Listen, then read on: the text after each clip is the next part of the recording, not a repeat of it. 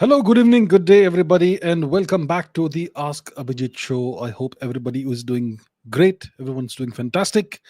Let us see who all is there on the live stream before we get into the questions. Before we dive in, I can see Rishi Patel, Mr. 88ers, Shagun Chopra, Aryan, Rocking Gaming, Bharat here edits, Tanay Chandra, Illuminati Creek, Anant Chandak, Ankit Vashisht, Real Two Eyes, Meet Bhatt, Suryansh Kapil, Rashmi Rathore, Vidhi Manyar, Abhishek Paleria, Ashish Singh, Shri Ramachandra Namaha, Surendra Gupta, Alvin Rodriguez, Shravani, Pranay Paul from Kolkata, Shailaja, Vamshi Kalem, Akshit, Lavish Sharma, Om Gupta, Hir Kumar Patel, Nishal Rai, Feminist Hunter, Abhishek Hela, Pratham Agarwal, Red Rangers Wolf, Rashmi Rathore, Geopolitical Dubey, Anant Chandak, Lakshdeep Bhutak, Krishna Govinda, Alfred Raghunath, Buldev Rai, Savaria Set, KA, Red.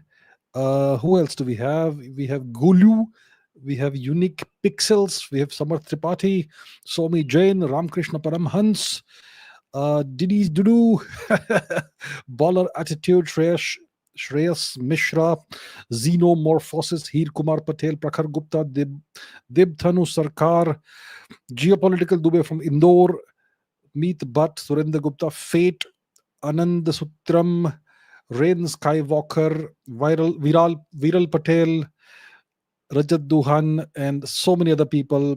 Abhijit Supreme Lord is there. Abhishek Pandey is there. Divyam Chauhan, who wants to talk about tariffs, and so much more. All right. All right. Good to see you all. And thank you so much for being on this live chat. Now, let's get into the questions. We have questions, lots of questions, a lot happening in the world. The whole world is being shaken up by things. Yeah, lots of stuff. So let's discuss what's happening. Let's take questions from a variety of themes. Yeah, so let's see, what do we have. Let's begin with this question. What is this question? It's from Argentina Parao. I have heard that Hinduism isn't a religion, it is beyond religion, it's a philosophy of life. So what is religion? What's the deal? It's a good question. And people say that Hinduism isn't a religion, it's a way of life. So what's the real deal? What is Hinduism? What is it actually? So clearly Hinduism isn't. See, when we talk about a religion, the word or term religion, we look at it or define it mentally, subconsciously, unconsciously from an Abrahamic perspective. Let me tell you a story.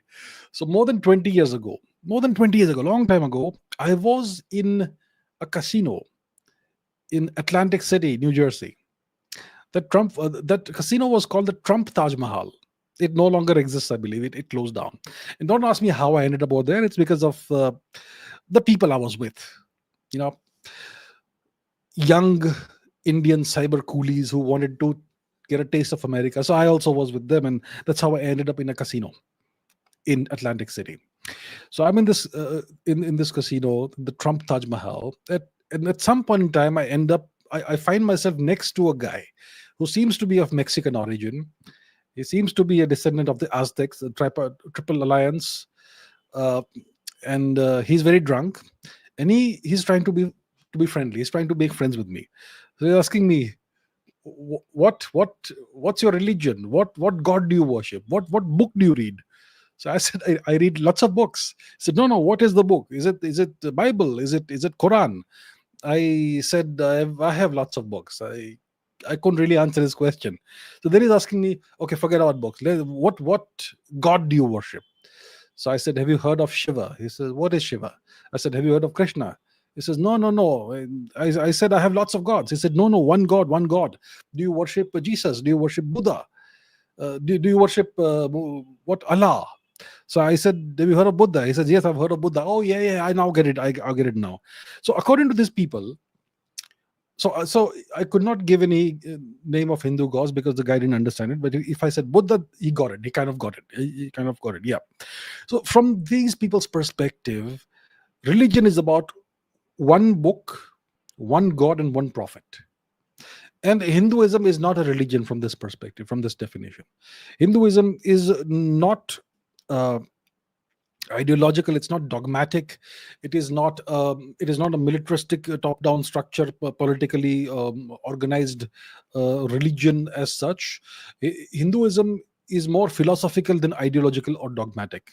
I mean, there's no ideology or dogma in Hinduism, and it's got a whole bunch of lots of different philosophical schools of thought, and these schools of thought can be divided into the Astic and the Gnostic schools of thought. Okay, the Astic schools of thought are the schools of thought that accept the authority of the Vedas, and the Gnostic schools of thought do not accept the authority of the Vedas. And today, nobody really follows any of this, but historically, that's how it was. So, the Astic schools of thought were called Mimamsa, Vedanta, Sankhya, Yoga, Nyaya, and Vaisheshik.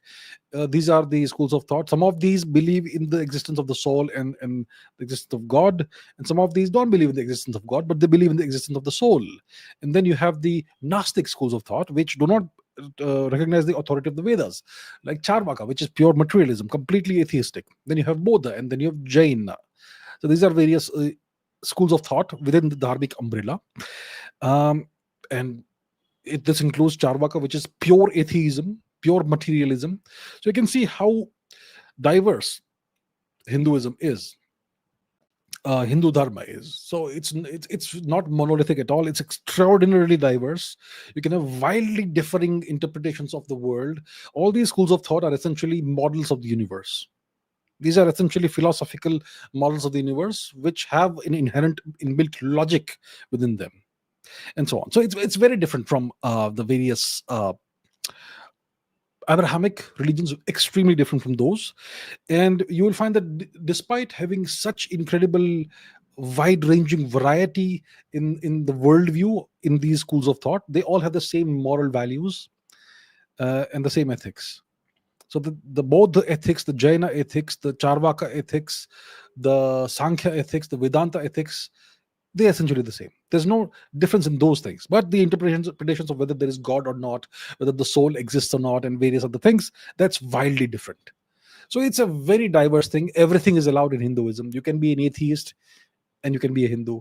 You can believe in 78 million gods if you wish to, and you can be a Hindu. You can worship your ancestors and their spirits if you want to be Hindu. You can worship the spirits of the forests and the trees if you want to be, and you can still be a Hindu. Or you can just worship one god if you like, and that is also part of Hinduism. So it's extremely plural. It's extremely diverse. It's a philosophy of life, you could say. There's no real definition of Hinduism, but it's way broader than the much narrower definitions that you see within the Abrahamic religions. So Hinduism is way, way, way broader than that. It's very inclusive, extraordinarily inclusive. And if you see the history of India, you'll see that everyone was welcomed. Extremely inclusive, extremely welcoming, extremely respectful, not just merely tolerant, and so on. So that in brief is what you call Hinduism. Okay, Ayush says, and Ayush has been asking this for a very long time, so I thought let me take this up. So let's see. The question is, can you show some historical evidences, recipes, etc., that people in India used to have a non-vegetarian diet in the past? My friends and relatives don't believe me. Maybe they'll believe after watching you. Okay, so let me show you a plethora of different pieces of evidence. Yeah, let's do that. Let's for a change, we'll not go to the map. We'll go to our friend Google. So Google, and let's Google something. Okay, let's say Ganga Valley harpoons. So copper horde culture, 2nd millennium BC, and so on. You get all these harpoons, that were used for fishing and spearing various fish and all that. So, and you can also use this for warfare, but you can see from the way it is constructed, it's designed for trapping fish, for ensuring that the fish don't escape once they're speared with this. You can also use this in warfare. So that's one piece of circumstantial evidence that I'm offering you. But maybe you will say, no, it was used for warfare. It was not used for killing fish or animals. Yeah. Okay. So let us then Google something else. Okay, let's go back to our friend Google. And let me Google this. I'm going to Google a very specific term here. It is called Manasollasa. So, what was Manasollasa? Let's go to Wikipedia briefly. And please remember, Wikipedia is not a reliable source of information. I'm just doing it taking a look for the sake of brevity. So, Manasollasa, also known as this, is an early 12th century Sanskrit text composed by the Kalyani Chalukya king Sobeshwara III, who ruled in present day Karnataka. So he ruled in Karnataka in the 12th century, 1100s, around that time. And he wrote this text in Sanskrit while he was ruling. It's an encyclopedic work covering topics such as polity, governance, ethics, economics, astronomy, astrology, rhetoric, veterinary medicine, horticulture, perfumes, food, agriculture, games, dancing, poetry, and music. It also includes food, by the way, and so on and so forth. And what do we get in it? It's got a whole structure to it, governance and all. And what kind of food do we get? So it contains recipes of vegetarian and non-vegetarian cuisines. Among the meat dishes, the text does not include the meat of cow, horse, elephant, parrot, peacock, or eggs. It describes cuisines based on pork, venison, which is deer meat, and goat meat, and fish, among others. Now, like I said, you can't really trust Wikipedia. Wikipedia is known to be super biased against us, especially when it comes to India. So now let's go and actually open one of these. Let's go for Manasollasa PDF, and let's open one of these. For example, this one. Let's open this one. Yeah, and let's try and take a look at what the actual translation. So this is okay, Maharaja Gayakwad of Baroda. He commissioned this translation back in the day, 1939. So this should be a little more, significantly more reliable. So let's go around somewhere on page 20. What do we have? Anna Bhog, vegetarian meal, etc., and so on. Hingu water means hing. That's fine. All right. That's all right. If those are at least, while describing non-vegetarian preparations, the method of removing the hair of a pig is given. Haha. And yeah, it tells you how the hair of a pig should be removed. And in the opinion of the author, dishes prepared in earthen vessels taste well. Peculiar mice living in the fields near rivers are also included in the non-vegetarian food. So I think here we have significantly more reliable, actually unquestionable evidence of meat being eaten in ancient India. And I don't understand why people are so skeptical when you tell them that Indians used to eat meat. Indians always ate meat. It's not like you know you can't project today's lifestyle back into the old days. Back in the day, some people ate meat. Today, some people eat meat. And back in the day, thousands of years ago, some people did not eat meat. And the same applies today, right? For example, you have more over here, for instance, describing two methods of attracting forest deer. 1 second. This is what is this about? Usara, deer, right? Deer hunting.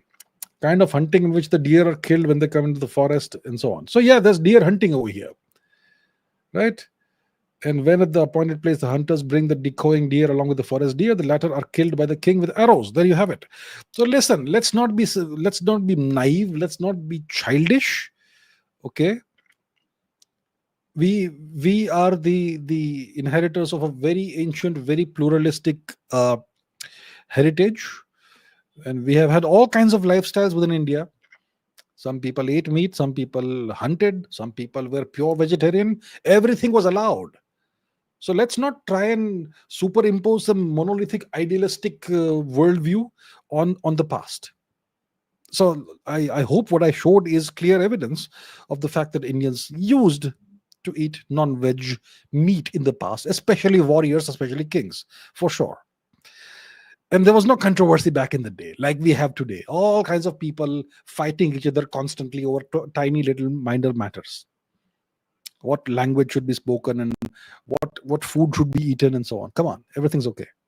Some things aren't allowed. Like, never in Indian history you will find in any text the certain animals being eaten, for example. You know what I mean? And so on. Okay, Amisha says, where did India's people come from? Who are Indians genetically closest to?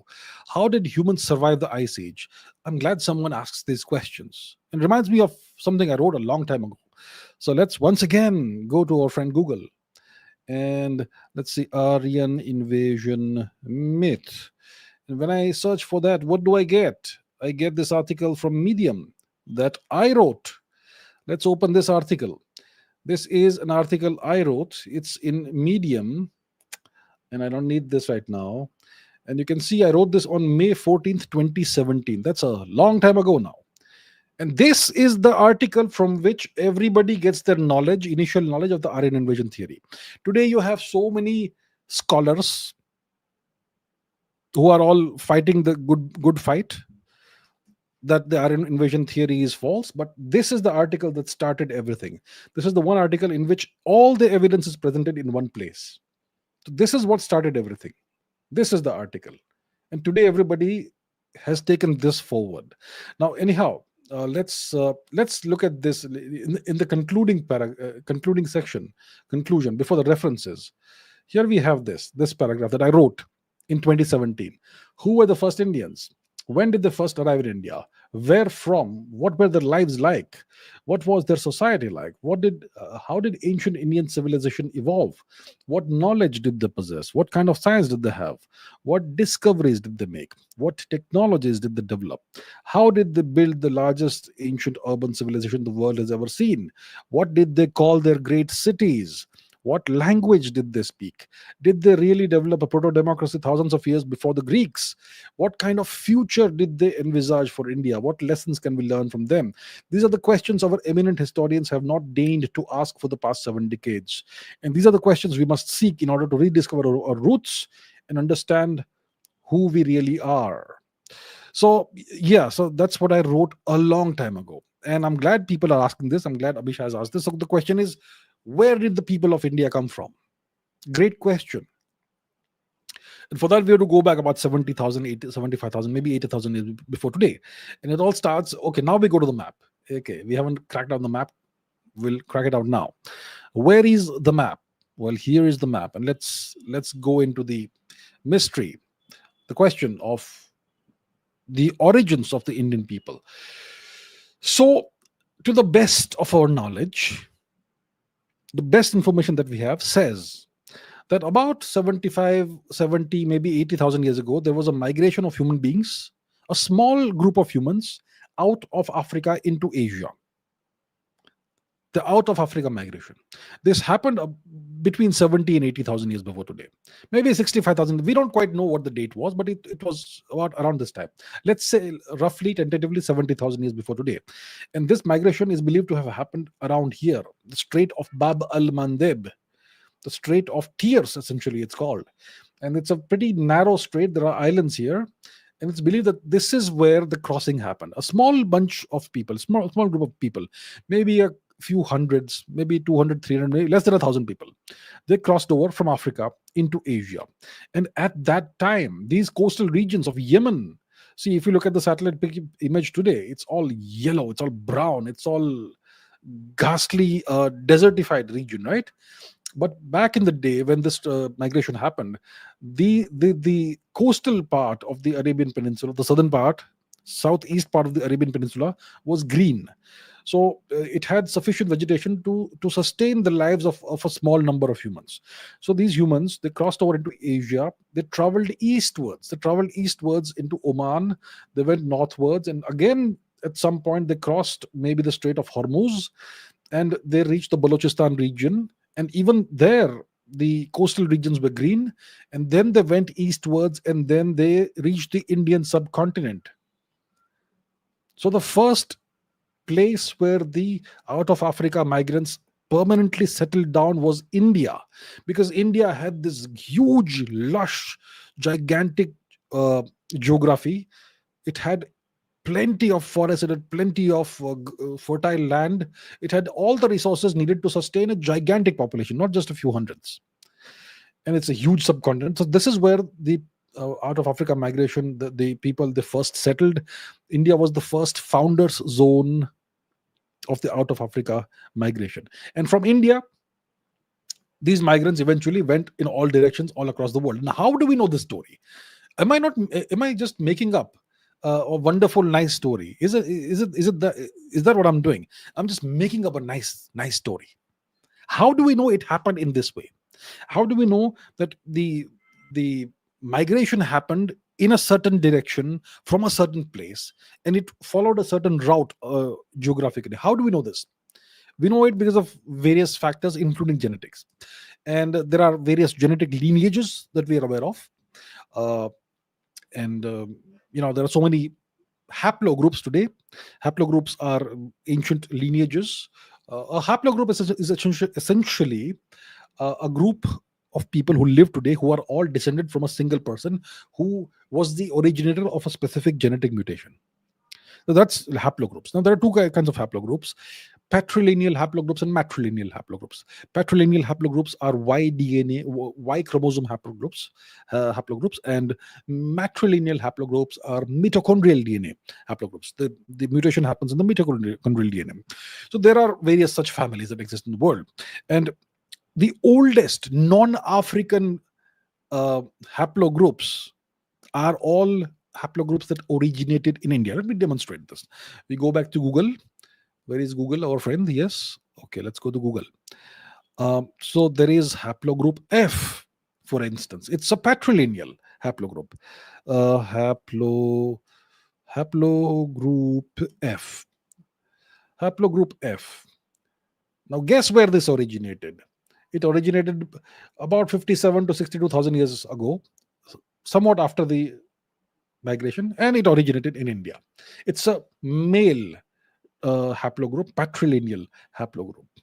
About 95% of non-African patrilineal lineages are descended from haplogroup F, which originated in India. Well, that's a gigantic clue here, right? Now, haplogroups. Now, let's look at a couple of female haplogroups, M and N. Haplogroups. Okay, first let's look at haplogroup M. It's a human mitochondrial DNA haplogroup, which once again originates in India. How old is it? Let's find out how old it is. About 55 to 65,000 years ago. Most likely South Asia. Obviously, you have to put in some other things as well, but it is an Indian origin mitochondrial DNA haplogroup. Now let's look at haplogroup N. Haplogroup N. One second. Mitochondrial DNA. Sorry, bro. Okay, here we are. Haplogroup N. Once again, you will find that it originates in India. And even this is super ancient, 55 to 70,000 years before today, and so on. So these are the oldest genetic lineages. These are the oldest non-African genetic lineages in the world. These all originated in India. So India is you could say the original founders zone of the out of Africa migrants, and from India, people migrated all over the world. Now, if you look at today's Indians, who are we genetically closest to? So once again, let's go to the map. Yes, where is map? We bring map. So look, today we have these artificially created nations: India, Pakistan, Afghanistan, Nepal, Bangladesh, Bhutan, Sri Lanka, Maldives, and so on. But overall, this region is called the Indian subcontinent. And look, we Indians who live in the present day nation of India, we are genetically closest to the people of the subcontinent. Okay, all the way from Bangladesh to Afghanistan, Pakistan to Sri Lanka, Maldives, Nepal, and so on. Outside of the subcontinent, who are the people that we are genetically the closest to? Well, outside of the subcontinent, we are closest to the people of Iran, Tajikistan, I would say. To some extent, the people of Yemen, who are very closely related to Indians because of historical reasons. I'll not go into those right now. And we will also find that there's significant Indian origin DNA in nations like Cambodia, Thailand, Myanmar, and obviously the Indonesia region. Obviously, it's Indonesia, and so much more. And otherwise, there is genetic affinity with the people of Europe as well because of the various haplogroups that we share. R1A1A or RM17 is one of the major haplogroups. It's the most successful extended family in human history. and its origin is most likely India. Okay, it's a huge controversy right now. Uh, if I Google that, if I Google the distribution of that haplogroup, it's going to be very surprising. Okay, let's go to that R1A1A distribution. If we R1A1, whatever you want to call it, here we go. If we look at the distribution of this haplogroup, well, R1A1A conquers the world. Where you can see it's a huge concentration in India and another huge concentration in Eastern Europe. You know, Russia, Ukraine region, Eastern Europe, some parts of Germany, etc., and also the Khotan and Tibet region for some strange reason, and so on. So, uh, yeah, so genetically, even though these people, some of these Europeans look kind of different from us, but yet genetically there is a significant affinity that we have, linguistically as well, and once upon a time culturally and civilizationally as well. That's a long story. So that's the second part of the question. How did we survive the ice age? We survived because we are super resilient. I'll leave it at that. All right. Next question. Now let's get into geopolitics. Yes, here we go. Lots of questions about Trump and the tariffs. Ronak Mandal, Geopolitical Dubey, Rishabh Tare, and Arush Mahajan. How is it possible to counter Trump's tariffs? Should Bharat be concerned about the tariff war? What's your opinion on the recent 26% tariffs imposed by Trump on India? What geopolitical implications will it have, and what do we do? What should we do in such a situation? And recently, Trump announced reciprocal tariffs on every other nation and non-nations and the planet Mars, Jupiter, Saturn, everything, including India. But he also stated that India and PM Modi are good friends of his, and he will impose discounted tariffs on India. What do you think he will really do, and will he impose discounted tariffs? Though words don't matter in geopolitics. Right. So that's the big news this week, isn't it? The tariff war. Trump has imposed tariffs on everybody, absolutely everybody, left nobody out, except Russia, because there's nothing left to do with Russia. They have imposed so many sanctions on Russia that there is zero trade between the US and Russia. So there's no point imposing tariffs. Same with Belarus and some other nations. So Trump has announced reciprocal tariffs on various nations, and this includes 26% on goods imported from India. So let's say an Indian thing, okay, an Indian item costs $100. So he's imposed 26% duty on that. So it's now going to cost $126 in the US. So it's going to be more expensive for Americans to buy that. So it's a problem for us, right? Because it will be harder for us to sell stuff in the US. So this obviously is going to place pressure on India, and it's going to place pressure on so there are right now these trade negotiations going on between the US and India. It's an ongoing bilateral thing, ongoing bilateral trade negotiations between India and the US, and it's going to place pressure on that. But our economy is going to actually experience relatively limited impact compared to other nations, because first of all, first of all, the tariffs that we impose on the US and its goods are actually very low. More than 75% of the items we import from the US, we are imposing less than 5% or less tariffs, and there's a 25% left which we can negotiate and all. So it's not going to be a huge thing. So there's going to be a moderate economic impact on India because of the lower tariff rates that we already have going on compared to various other major trading partners, okay, of the US. And we have a significant domestic demand. So even if we are facing export pressures, we have import domestic demand. So it's not going to be a huge impact for us, but it's going to cast a shadow on these negotiations that are going on, because we are holding talks on a regular basis for a bilateral trade agreement between us and the US. So it's going to impact that for sure. So now what happens? So Trump, obviously, he's open to discussions with India. He knows that Mr. Modi has made it very clear that we should talk, we should negotiate, and we should find the best way forward. We're not adversaries, we're not enemies. We need to sit down, talk, work it out. And Trump is fine with that. So he's open to discussions with India. And so that's what will happen. So the US is engaged in these discussions with India. And I think this coming week, okay, there's going to be intensified diplomatic engagement between India and the US, and there's going to be intensified trade level engagement between India and the US. And the aim is to find a common ground. So it's a process, okay? And India will definitely consider certain what you call concessions on giving access to the Indian market to the US. And the US, in exchange, might offer some flexibility on the tariffs that they will impose and all that. So the objective is to avert a significant trade dispute. We don't want that. And both sides will have to do some give and take. India probably will have to go do some more give because we have less leverage against a gigantic power like the US. So we should not be super concerned about the tariff war. It is not really possible to counter the tariffs. If you impose 26% on me, I'm going to impose 26% on you. It doesn't work like that. We already impose tariffs on various US goods. Most of these tariffs are like 5% or less, but some tariffs are more. Okay. So we have to find a negotiated solution. There's no point doing a trade war. There's no point being confrontational. The US is way too powerful for us to engage in a confrontation with. So I think of all the countries that Trump is imposing tariffs on, the friendliest is India, and the best potential outcome also, I think we are the ones that will get it. So I think it's going to all hinge on the negotiations, the talks that we have this coming week and further. And I think overall we'll find some kind of good, mutually acceptable resolution and solution to this entire issue. So we want to have a proper trade agreement with the US, a bilateral trade agreement.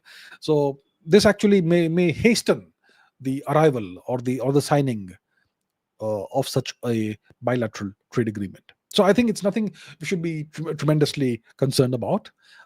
It's not like he has only imposed these tariffs on India. He's imposed tariffs on everybody, including what nations he would call American allies, the EU nations, NATO nations, Bangladesh, Pakistan. I don't know about Pakistan. I'm sure he's imposed something on Pakistan as well, and so on.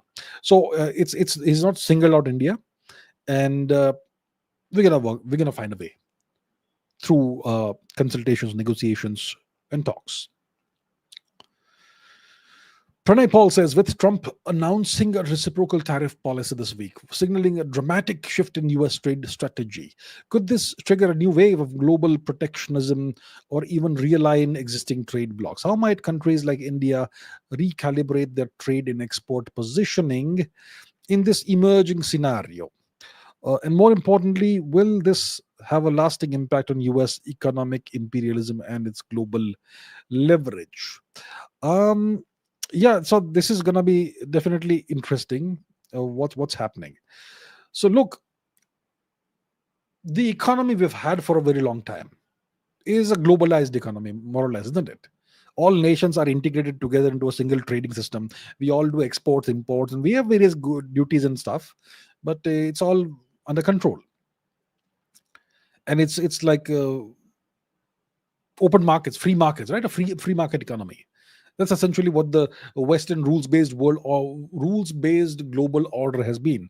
The effort to impose a free market kind of system on the whole world, where everybody trades with everybody. So I don't have to manufacture everything. I can just import it from wherever it's manufactured, and so if I don't have some things, it doesn't matter because I can import those things, and whatever other nations need, I can export that to them. So it's a very open system. It's been a very open system, a very globalized system. Now Trump has imposed tariffs on everybody.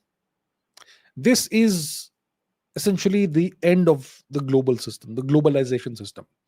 It's no longer a free market. It's now a mercantilist market. Everybody's going to fight everybody else through, mercantilist strategies and tactics. Mercantilism is essentially an economic means of essentially beggaring your neighbor. Turn your neighbor into a beggar by having these predatory policies and all that. So that's what it is. So what is happening right now? What is Trump doing? I mean, people are saying he's gone mad. He's gone mad. Is he? No. This is the beginning of a restructuring of the global order. So we are now witnessing the beginnings of a bipolar or tripolar world. Multipolarity will not last too long. From my perspective, real multipolarity means 20 nations with nuclear weapons, which will never happen. If it happens, it's going to be chaos. Uh, so we're going to have bipolarity or tripolarity. What do I mean by bipolarity? It's the US empire and its minions, and the Russia-China axis. And in the Russia-China axis, you will have nations like North Korea, like Iran, and various other nations who might want to be in that grouping. And then there may be a third grouping, which is the so-called global South, led by nations like India. Nations that want to be neither here nor there, who want to be friends with both. There may be a place for such a grouping in this emerging world order. But right now we are witnessing a rapid shift, global shift. And what the US is doing, so we are witnessing the beginning of a new Cold War. The Cold War hasn't really started yet, it's beginning now. So in a Cold War, what you do, so let's say you have two major players in a Cold War, two major adversaries, two superpowers, let's say. What each does is that they try to bring all the supply chains, all the production facilities, all the trade networks, everything under their complete control. So you'll have two systems like this, two sets of supply chains, two sets of integrated supply chains, integrated with production facilities, and integrated with trade networks and all that. So China and Russia will do one of those things, and the US and its minions will do the other one. So the US is right now forcing nations to make a choice. Okay, Canada, Mexico, all the EU nations, all the NATO nations, they are being bullied right now, but they're going to have to make a choice. So in the old order, you know, in the old order, you could do whatever you wanted. You could buy oil and gas from one part of the world. You could access markets wherever you wanted, American markets, Indian markets, Chinese markets. And the European nations could, at the same time, while doing all this, while enjoying Saudi and Russian oil and gas, and enjoying access to American and Chinese and Indian markets, they could still benefit from the US security umbrella. And the Americans paid everything for the security umbrella. Now that's gone. Now they can no longer enjoy all those benefits, the European nations. They can no longer enjoy cheap Russian energy, cheap Russian gas or oil. They can no longer enjoy access to the Chinese market if they want the benefit of the American security umbrella. And if they want the American security umbrella, they'll have to pay top dollar for it. They'll have to ramp up their spending on GDP to 5%, spending on military on the military to 5% of GDP. So they are all being made to make a choice. Okay. Now nations like India may have a third option, and we could be strategically autonomous. We could be friends with everybody if we play the game right. So that is what's happening right now.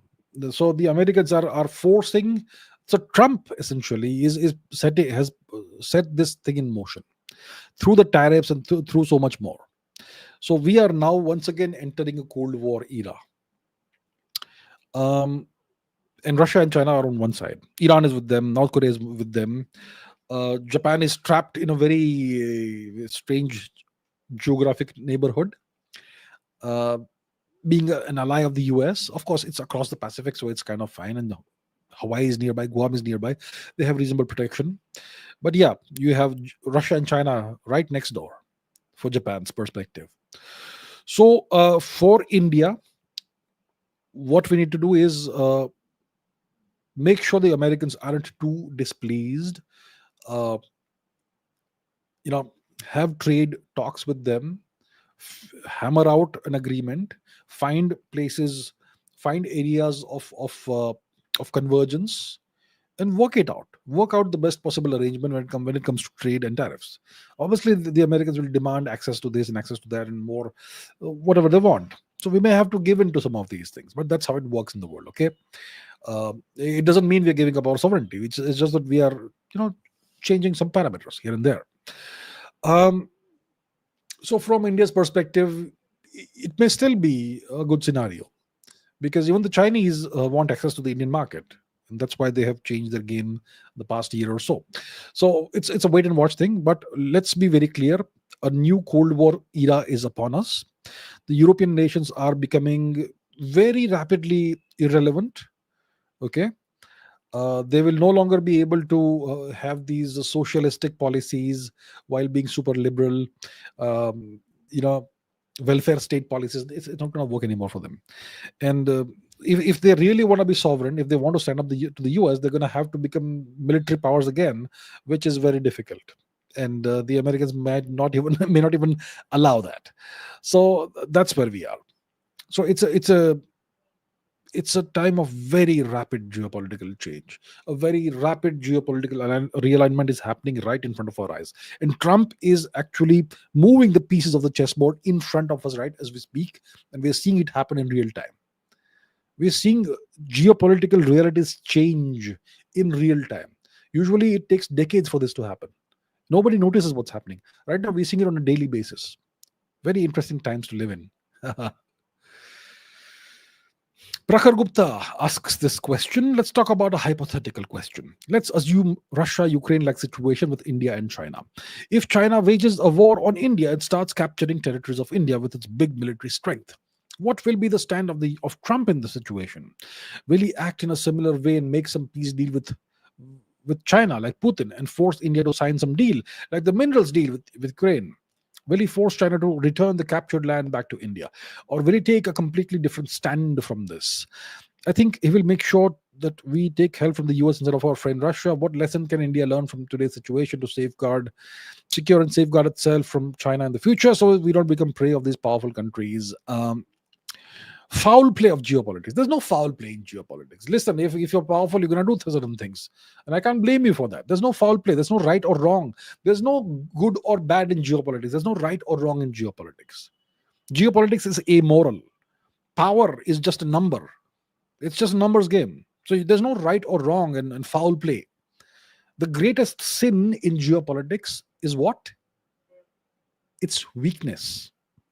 So, to answer your question, let me bring your attention.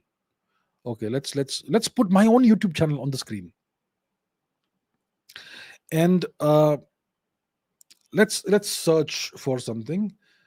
The question is, this question, right? Will America help India? If you search for this question, you get this video. It's from about a year ago. I'll not play it over here. Will America help India in a war with China? It's a geopolitical analysis video. Now let's just copy the transcript of this video and place it into our friend ChatGPT. And let's say what ChatGPT has to say about this. ChatGPT.com. One second. Let me put ChatGPT on the screen. And we'll ask ChatGPT to give an overview of the transcript. Please give an overview of the below transcript in bullet points. Not that. Okay, one second. This one. Bullet points. Bang. Okay, let's see what ChatGPT has to say about what I said a year ago. Okay. So here's an overview. Hypothetical India-China war. The scenario starts with a potential future war initiated by China, where India might need US help if its sovereignty and territory are at risk. And China would likely seek to capture Indian territories like Arunachal Pradesh and Tawang. US help with conditions. The US would agree to help, but would impose strict conditions, essentially compromising India's sovereignty. Key US demands would include US military bases along India's northern border with Tibet, permanent US military presence in India after the war, access to Indian military and naval bases, airstrips, and control over key military installations. Economic and political demands. India must support US sanctions against Russia, stop purchasing Russian oil and weapons, and allow US inspections of Indian weapons. India would have to freeze its nuclear and missile programs and allow US nuclear weapons on Indian soil. India would need to become a formal US military ally and open its markets to US companies. Trade barriers with the US would be removed and US companies could operate freely in India. India would be required to normalize relations with Pakistan, potentially reimposing Article 370 in Kashmir. Social and diplomatic influence. The US would demand rollback of Indian restrictions on foreign funded NGOs and allow US diplomats to engage with local politicians. US experts would be allowed to reform India's education system, promoting American values and ideologies. Sovereignty loss. These demands would effectively strip India of its sovereignty, aligning more with the US interests, similar to NATO members Japan and South Korea, which are not sovereign at all. Historical context. This situation is compared to historical instances of British imperialism, like their intervention in Manipur in the 19th century, which led to the downfall of both Manipur and Burma. India's sovereignty. India is described as a truly sovereign nation because it is not subjected to external demands like other nations. India must continue strengthening its own defense and deterrence systems to avoid such a scenario with China. Conclusion. The speaker stresses that India, in its current state, does not have military allies and is alone in its defense, which is a part of its sovereignty. And it emphasizes the importance of maintaining sovereignty and avoiding dependence on external powers like the US in the event of a conflict with China. That's what ChatGPT has to tell you as a summary of that video that I made about a year or so ago. So that's the answer to your question. I took the transcript of my own video, put it into ChatGPT, and that's the overview it gave me, the summary it gave me. So the answer to your question is that if such a thing happens, and if India is so weak that China takes over our territories, then the Americans will be very happy to help. They'll first wait for India to become substantially weakened, and they will wait until China takes big chunks of territory. Then they will come and offer help. Yes, of course, we can help. And then they will extract immense concessions, which effectively reduces India to the state of a nation like Japan, which is under US military occupation, or South Korea, or the NATO states. Less than NATO. Actually, less sovereignty than NATO. That's what they would do. It would be the end of Indian sovereignty. The Americans would take over. It will be like British occupation all over again. So what should India do to ensure this doesn't happen? Build up our strength. That's what we need to do. We need to build up our strength across all domains: economic domain, military domain. Within the military domain, we need to build up various kinds of abilities, capabilities. We need to have a stockpile of, let's say, a few, maybe 10, 20, 30,000 missiles. A few hundred missiles will do nothing. Oh, we have placed an order for 200 new missiles. What the hell will 200 missiles do? What does 200 missiles do? What does 300 missiles do? You need a stockpile of tens of thousands of missiles. Learn from the Ukraine war. How many missiles are being spent on a daily basis? Or historically, the past 3 years? Or how many missiles have been fired per day? You need a stockpile of tens of thousands of missiles to be relatively safe. So that's one thing you need. You need to invest in drone technology, the latest cutting edge drone technology. You need to invest in AI enabled, battle space awareness capabilities.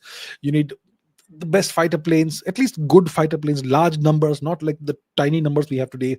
We need to have a much larger naval footprint and much better distributed lethality than we have right now, so much more. So we need to build up the economic and military muscle to ensure that nobody dares to look in our direction with nefarious intentions. That's what we need to do. The privilege that comes with being a sovereign nation is that you are alone. Okay? And that's the way to be. Right.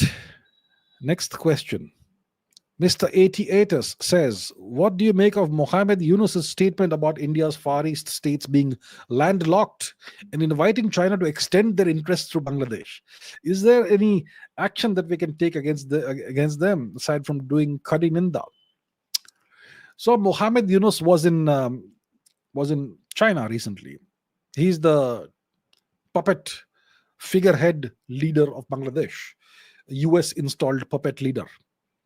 I don't know what his title is. He's not the prime minister. He's just a figurehead. He's just a talking head installed by the Americans. But he's a great man because he's got a Nobel Prize or whatever. So Yunus goes to China and he offers Bangladesh's mercenary services to China. He says that, India's far eastern, he calls it northeastern states are a landlocked country, sorry, region. That's what he said. He first said country, then he said region, and he says that Bangladesh guards the ocean, and India can't reach the ocean from that region because of us. So China should invest in Bangladesh. So he's essentially trying to position China against India. He's trying to offer his mercenary services, his nation's mercenary services against India in containing India to China. That shows his mindset. See, essentially, people like him, they don't produce any value for society. They don't create anything good for the country. All they do is peddle their country to the highest bidder. That's what they do. Okay, so he is an US appointed puppet, but right now he was trying to peddle his country for a few pieces of silver to China, and he is positioning India as the enemy, right? So it tells you about his mindset. So what action can we take against him? Against this, apart from doing Kari Ninda? First of all, we should not do Kari Ninda, which is condemnation. Just ignore his statement, which is what India's government has done. I don't think we have put out any statements again about this. Secondly, you have to understand that his words are also just words, right? His words are also words, and they have exposed his mindset, and they've exposed the nature of his government. So, first thing we have to remember, he is a figurehead with zero power. All his job is to stay in the limelight, draw all the media attention to himself, so that the people who are really in power, they can stay hidden. That's his job. And who's really in power in Bangladesh? It's the military. It's always the military. So the military, Bangladesh is under military rule, and the military is aligned with the US. And Mohammed Yunus is trying to sell his country to China. What should India do? India should not do Kari Ninda. India should also not take any drastic action. Be aware that this is a very hostile Bangladeshi regime. Be aware that this is East Pakistan again, and take the required measures along the border regions. Be aware that you may have anti-India elements being propped up again in these regions. Maybe terrorists from Pakistan, Pakistani people brought into Bangladesh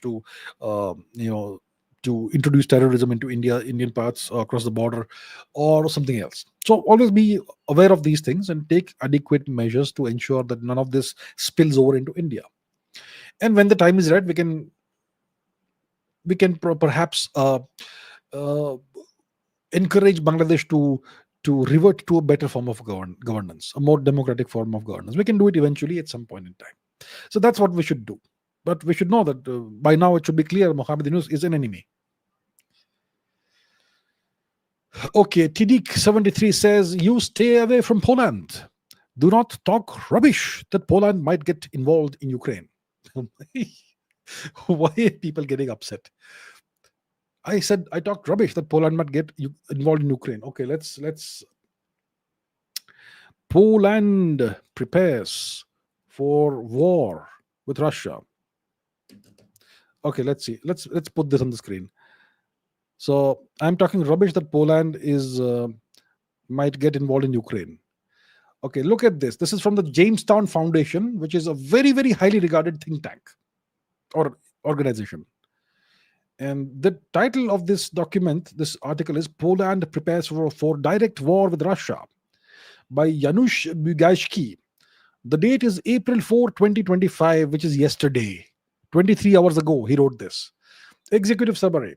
Poland is accelerating its military buildup for a projected war with Russia as Ukraine faces a potentially unfavorable outcome in the peace talks brokered by the Donald Trump administration. Wow, everything I've been saying for the past 3 years is coming true, right? So Warsaw plans to introduce voluntary military training for all adult males and bolster Poland's armed forces to 500,000 military personnel and reservists, in addition to increasing military spending and urging NATO allies to raise their defense budgets, and so on. So you can see Poland is preparing for a direct war with Russia. This is all happening in the context of the Ukraine war. So there you have it. Am I talking rubbish? Look, you make projections based on the situation. And these projections are made based on just calculations and historical facts. There's no emotion involved in this. I'm sure you were from Poland, sir. That's why you got upset. But there you have it. What I just showed you is that Poland is preparing for direct war with Russia. I think just a day or so after you made this comment, we get the situation. So I apologize if I upset you, but facts are facts, and facts don't care about anyone's feelings, and that's what's actually happening. And it's silly, it's stupid of Poland to provoke Russia if it's trying to provoke Russia. Of course, Poland should be prepared for all eventualities. Poland has seen a lot of bad situations in the past 70, 75, 80 years. We know what happened. So Poland should be prepared. And when you have a gigantic, more powerful neighbor next door, kind of next door, almost next door, you should be prepared. So yeah, you should prepare for war. If you should have all the preparations ready, I would say. And Poland is in some way or the other already involved in Ukraine as well. So it's just a fact. Sorry. Okay, Abhishek just says a very thank you so much. I really appreciate that, sir. The question is, has the Indian government made the Indian economy sanction proof from the US? It is said that we purchased Iranian oil and made payments for it not in US dollars but through various humanitarian aids. And also, it's said that many rupee, ruble, yuan trades have and are taking place, completely ignoring the need for the US dollar. Is this true? And so on. Okay, the core question is India sanction proof? And when we talk about sanctions, we're talking about US sanctions. So let me put something on the screen which happened just a few months ago, less than 6 months ago. Here's this article. India responds to US sanctions against 19 companies over support for Russia. So in November, the Biden regime imposed sanctions against nearly 400 individuals and entities, including 21 from India, for supporting Russian military efforts amid the war in Ukraine. So the Americans imposed sanctions on India and various Indian entities, 21 Indian, 19, 21, whatever it is, in November. So the Americans can impose sanctions at will whenever they feel like. They imposed sanctions on India in 1998 after we tested nuclear weapons. And I can assure you, we are not sanction proof. If the Americans hypothetically in an alternate universe decide to impose on India the kind of sanctions they have currently imposed on Russia, it will destroy the Indian economy, completely destroy the Indian economy. So India is not sanction proof. Please be aware of that. Ronak says, do you think with the current bureaucracy that India has, can we seriously grow as a civilization and a country to a great extent? The answer to your question is no. With the kind of bureaucracy that we have and with the kind of system that we have, we cannot grow as a civilization. We are not a civilization today, the way it is defined in the context of the current governance system and all that. It doesn't define India as a civilization. It just defines India as a nation state. Okay, and even as a nation state, you can't progress much with the kind of system we have and the kind of bureaucracy we have. So the answer to your question is no. We can't progress. We can't seriously grow as a nation, as a country, with the kind of bureaucracy and the kind of system that we have today. It's impossible. Sayantan Biswas says, why does India lack manufacturing base like China? Is it true that manufacturing power provides better employment than service sectors? If so, why? Manufacturing provides. Look, manufacturing. Why does India lack the kind of manufacturing base that China has? Okay, imagine that you want to manufacture something. Let's say you want to manufacture pencils. There's a huge demand for pencils, let's say in the US and in Europe. So you want to manufacture pencils. So you say, okay, great idea, great opportunity. There's this opportunity for this big demand. So let's fulfill the demand. Let's set up a manufacturing plant for pencils in whatever state you're in. So first question, you will need money, right, to set up a manufacturing plant. Second, you need land. How easy is it to get money? Let's say you're just a guy with an idea. Okay, but you've got a viable business plan. So you should be able to go to a bank. You've got a great business plan, and the bank should look at your business plan, look at your credentials, and determine whether you are a person who can make this work. And if they think you can make it work, they should give you a loan for the amount of money that you need. Right? Is this process easy in India? No, it's super difficult. It's very hard for anyone to raise money. You can go to venture capital and all, but those people, many of them allegedly are like sharks, predators. The government should help, like the Chinese government helps. In China, if you have a great business plan, if you want to do something good, you'll get the money, you'll get the funds, you'll also get the land. They will give you the best possible land for your venture. In India, getting land is a miserable experience. And then there's all the regulatory mess. You need permissions and approvals and certificates and rubber stamps, and you have to deal with the entire bureaucratic maze. So many different levels of approvals you need, so many officials you have to go to personally. Nothing is online. You go and meet people in person. When you meet people in person, you have to do other things as well. Offer bribes, allegedly, and so on. So before you start anything, if you have to start offering allegedly bribes, allegedly, then what profit will you ever make? And if it takes so long, if it is so difficult, so tedious, so painful to just start a business, why will anybody start a business? And in a place like China, you can get it done like that. So that's why India lacks a manufacturing base, unlike China. That's why in India, everybody, if you want to have a startup, it should be all online, where you don't need any approvals. Should be an app or something that you can just click, just, tap on the app and do whatever, Swiggy or Zomato or Flipkart or whatever, right? Or whatever those apps are. What is it? Blinkit, Zepto, Dunzo. Order whatever you want at home, and you'll get it in 10-15 minutes. That sort of stuff works in India. But manufacturing, for that you need real world stuff. You need real money. You need real land. And doing all that is super, super difficult in India. So it's because of the system that India is not a manufacturing power. It's because of the system. The system is designed to prevent India from being imagine this, the system is designed to prevent India from being a great manufacturing power. The system is designed to keep India mediocre. My question is, why isn't the system being reformed?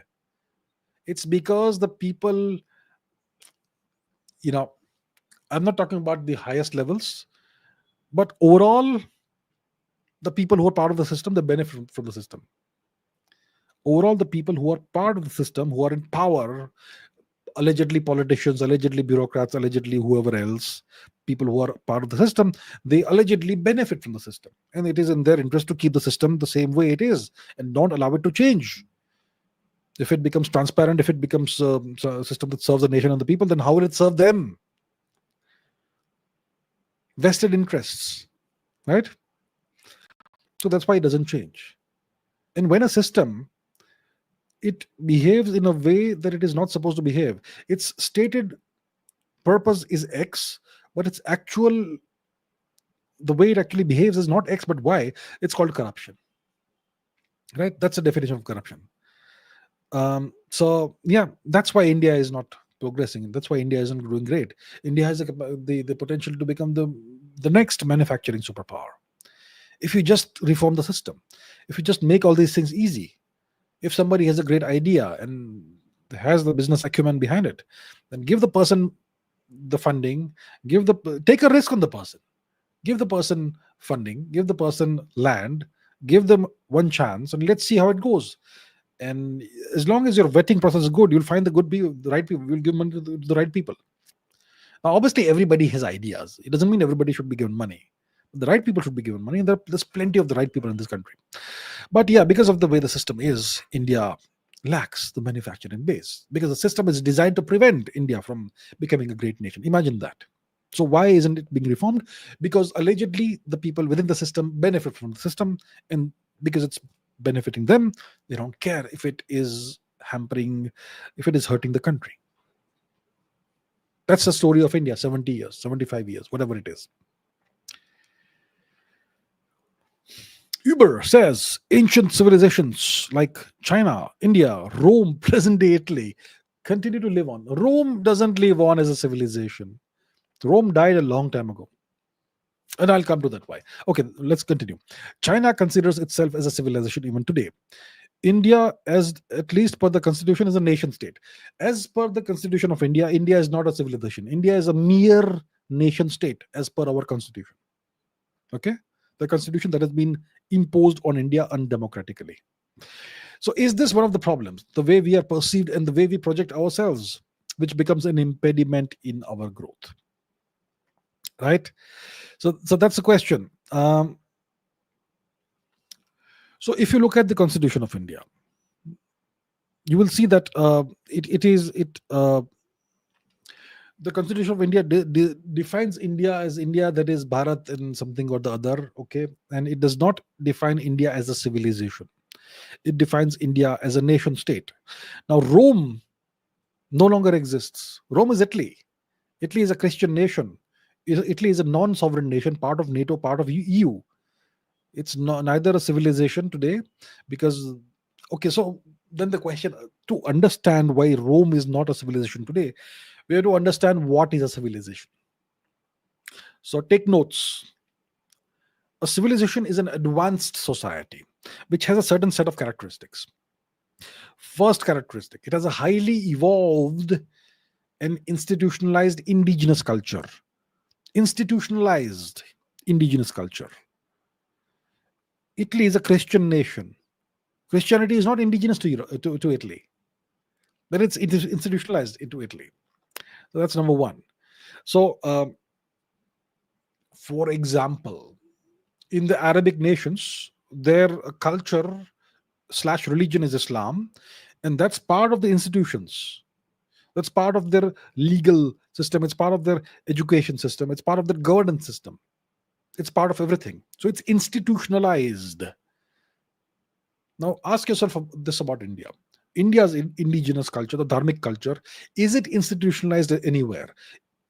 Is it institutionalized in the judiciary? No.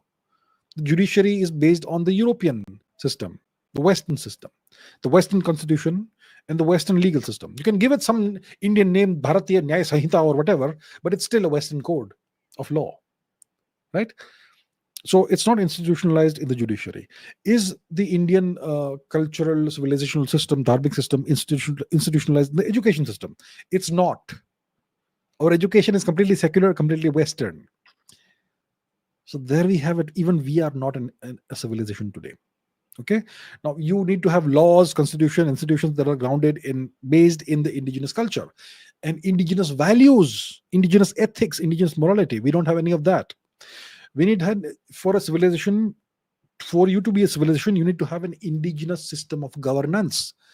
We have copy pasted the Westminster model from the United Kingdom, the parliamentary system, which is not suited for a country like India, for a gigantic subcontinent-sized entity as India. We don't have an indigenous system of governance. We've lost it. So we don't even have that. Then you need a strong civilization, a single civilizational language. We used to have it. It was called Sanskrit. We have ditched it. Right? Then you need to have a big geographical area. You need to have a powerful economy, a large military, high levels of prosperity. We have some of these. We don't have high levels of prosperity. We have a reasonably powerful military. We have a cumulatively large economy, but it has problems.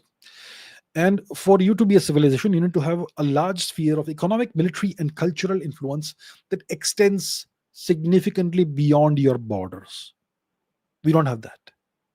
A civilization has its own language, it has its own script, and a civilization has its own calendar, system of timekeeping. We use a foreign calendar today. We use everything foreign. And a civilization is a net exporter of culture. India today is a net absorber of culture. We export nothing culturally. So you see that? You see what's happening here? When you define something properly, you will see that India is no longer a civilization today. India is culturally and civilizationally vassalized today. And the root cause multiple root causes. The constitution is a big issue. The constitution defines everything that comes under it, the judiciary and whatever else, and laws and all that. So yeah, so many issues we have today. So China a civilization in its own right? China also has a legal system that's somewhat based on the Western system. They have copied their education system from the West. They have chosen to be technically a socialist country, which is again a non-Chinese thing. But overall, it is still very it is more indigenously civilizational than India is. China. Rome, no question, it is not a civilization. It's not even a sovereign nation. India is a sovereign nation, but India has chosen to no longer define itself as a civilization. It has chosen to throw away all the aspects of civilization it had, and it's actively deracinating its population through the education system, through the media, through the entertainment industry, through everything else, to completely forget what your culture is. So, no, India is on the way to becoming a non-civilizational entity. Okay, Nilekani. Okay, let's talk about Nilekani. So Mohit Chaudhary says, what's your take on the recent idea of tokenization of land by Nandan Nilekani? And Pranay Paul says, Nandan Nilekani's push to tokenize land assets raises serious questions. Given his past remarks against India building core LLMs and Murthy's take on nationalism, is this another step to shift control of a civilizational asset like land into centralized or foreign hands? Also, since land is a state subject, could this tempt regional parties to rush adoption without debate? Is this a digital trap masked as progress?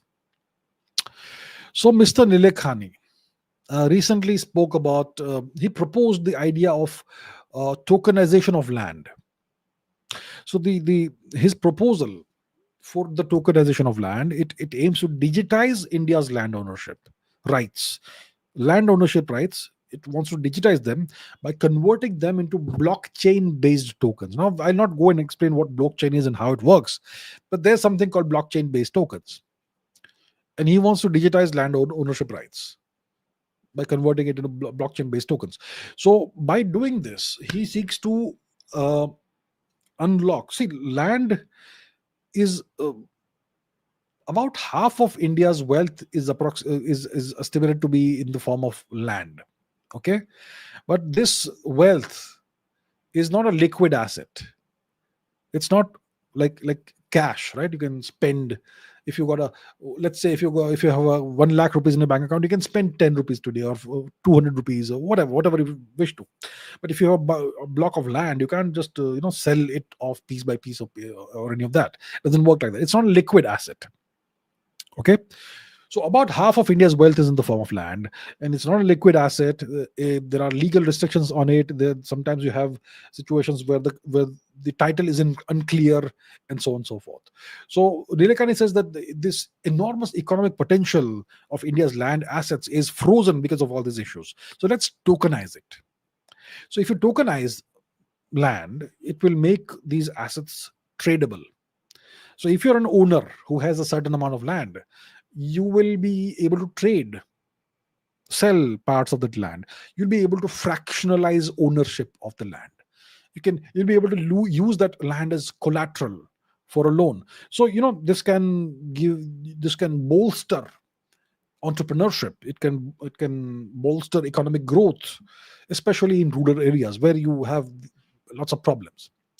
So one of the good things this can one of the good effects it can have is that it can unlock all this frozen wealth, this dormant wealth. It can transform these idle land assets into active financial resources. So if you're a landowner, you can access capital for business ventures or investments or whatever, right? So by making it tradable, your land becomes a liquid asset, and that's good for you. You can have fractional ownership, so you can have multiple investors to own shares in a property. So that's good. So real estate is something that very few people have access to. So it can democratize access to real estate investment. It can reduce barriers for small investors, and blockchain technology is secure. The record keeping is secure, and it reduces fraud and all that. So that's another plus point. But there are issues with this proposal. What are the issues? Look, imagine you have a person who lives in a small village, hmm? And that person has a gambling problem, or the person has a drug problem, or the person has alcohol problem, is an alcoholic. And you know how people with these issues are. They need cash. They always need cash. They're always looking for cash to get the next high or get the next whatever, right? So if your land becomes a liquid asset, then such people could just impulsively sell off their assets, which would make their financial situation much worse. It could make their financial instability even more unstable, right? So there are many people in rural areas who have these addiction problems and all that. So they could be very easily exploited by making their land tradable and converting land into a liquid asset. And you know, so that's one issue. Then the liquefaction, financialization of land, it could very rapidly result in the concentration of even that wealth in the hands of large entities, large corporations, and it can very rapidly marginalize small landowners. For a few rupees, they'll sell off their land to a big corporation. So eventually, you may end up with just like 5 or 6 corporations who own 80% of the land in India. You may end up in a situation like that. Do you want that? And so on. And there are security concerns with blockchain, cyber attacks, theft, all that. There are some concerns about that also. So there are various issues like this. Okay, the main issue is that it could lead to the exploitation of small landowners in rural areas who may very quickly be induced to divest, to sell off their land, and then they're left with nothing. You know, there was a time in India, maybe about 1,000 years ago, before the Turkic invasions, where everybody had land. India's population would have been about 300, 400 million. And everybody had land that was in the possession of their family and ancestors for generations, dozens of generations. Everybody had their own land. Then what happens is that the Turks slowly took over India. They stole all the land. They divested Indians of their land ownership. They instituted the zamindari system, which took away the land of the indigenous people. Then you had the British who came in, who imposed the Riat Wari Act and so on and so forth. And as a consequence of this, most Indians today don't have any land of their own. And if you still have some land, some ancestral land somewhere, consider it to be a privilege. And when people like Mr. Nilekani come up with these ideas, they essentially want to induce people to sell off that land. They want to convert it into a liquid asset that can be, traded, like shares on the stock market. Today, somebody is the owner. Next day, somebody else is the owner. That's not how land ownership works. Maybe he's framing it as a good idea that it will bolster entrepreneurship and so on and so forth in rural areas. But I think we have to be very careful about these proposals. So from my perspective, it's not a very good idea. I'm very skeptical about this. And land as a state subject. Look, I will not speculate about whether regional parties would want to rush into adoption without a debate. I'm not sure about that. But this is what I have to say about this matter. Lipton Barua says, I am one of the descendants from Arakan Chittagong region, currently living in Darjeeling. Our king from Chittagong wrote a letter to India about joining India. Mr. Patel was interested, but Mr. Nehru and Mr. Gandhi betrayed us. Well. I would like to. I'll have to do some research about this. I haven't heard of this matter before. We know of many kings who signed the instrument of accession. That, for example, the Khan of Khalat in Balochistan, he signed the instrument of accession, but Mr. Nehru rejected it and did not allow Balochistan to become part of India. So now, there are many other examples of this.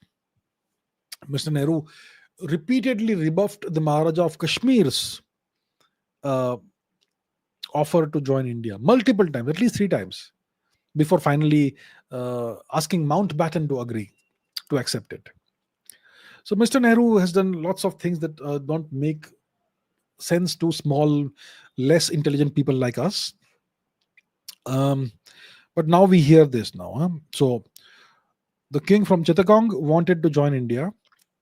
Mr. Patel was interested, but Mr. Nehru and Mr. Gandhi both apparently betrayed the people of Chittagong. I'll have to look into this. But wow, okay, one more such instance comes in.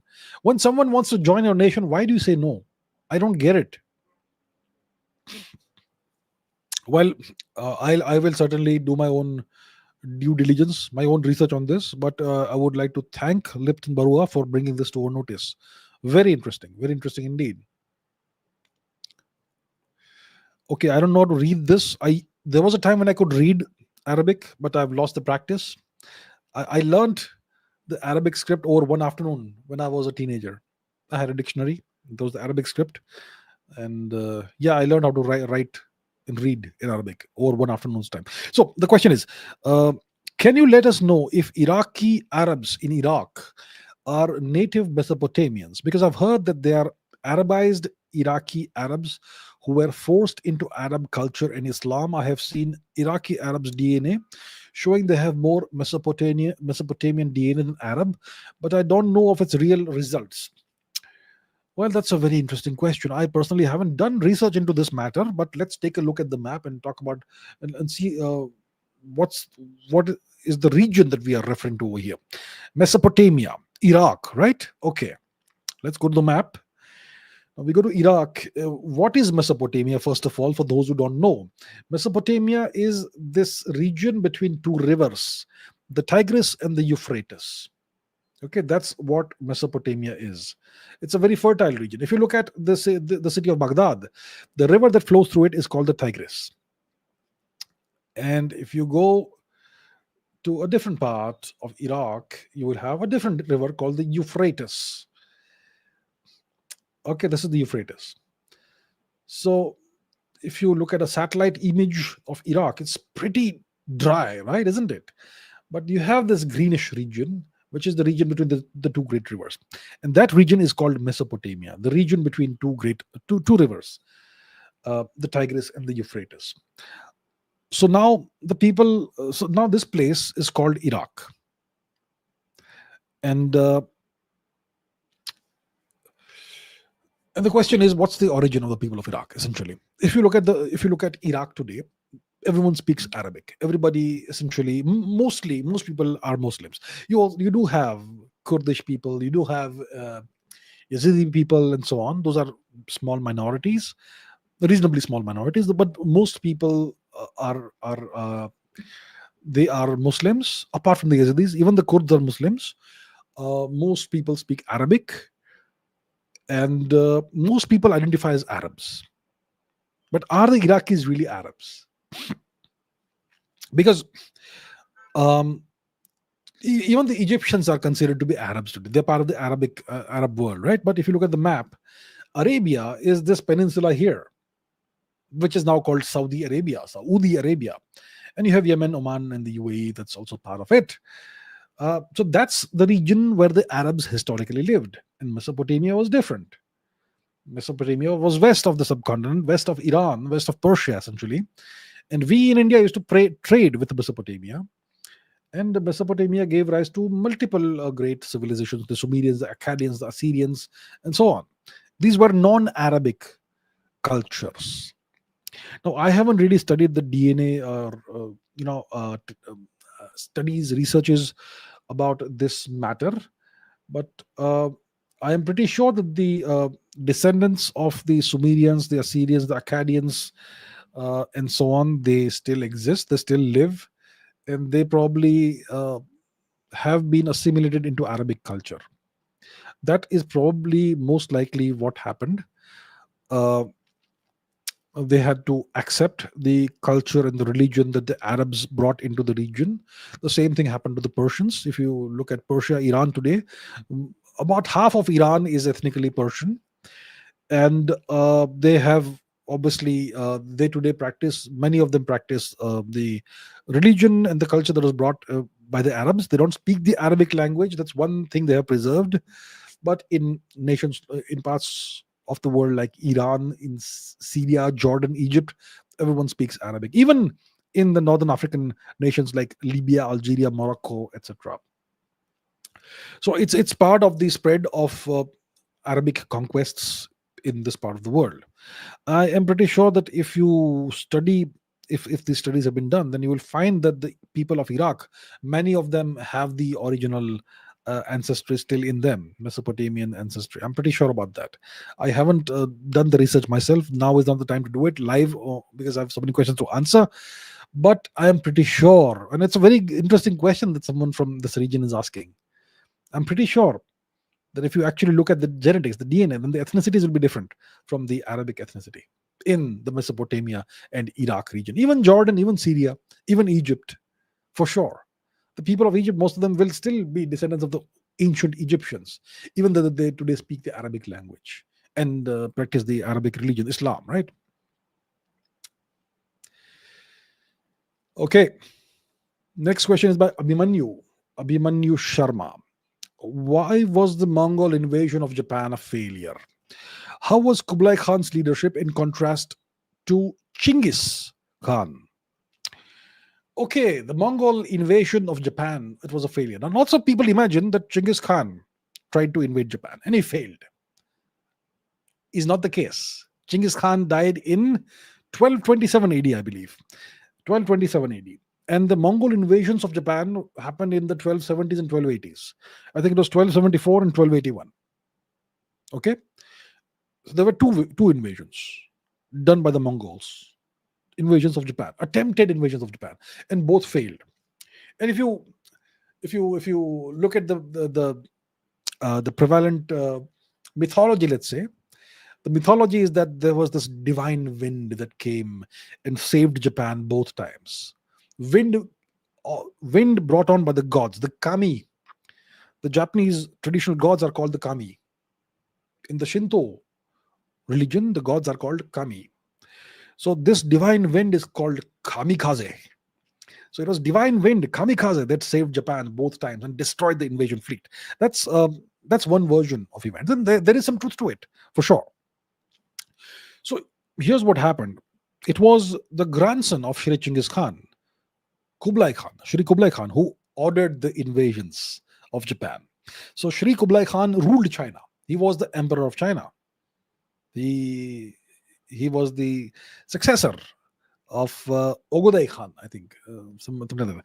So he was the emperor of China, and he wanted to expand his possessions. So he ordered this first invasion of Japan in 1274 AD, and you'll find that the first invasion, 1274, was probably nothing but a reconnaissance mission, a probing raid. It was not aimed at total conquest. Okay?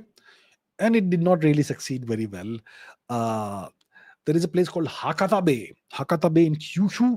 Let's go to the map, and that's where the landing attempt was attempted, and it was a failure after warfare and all that. So if you go here,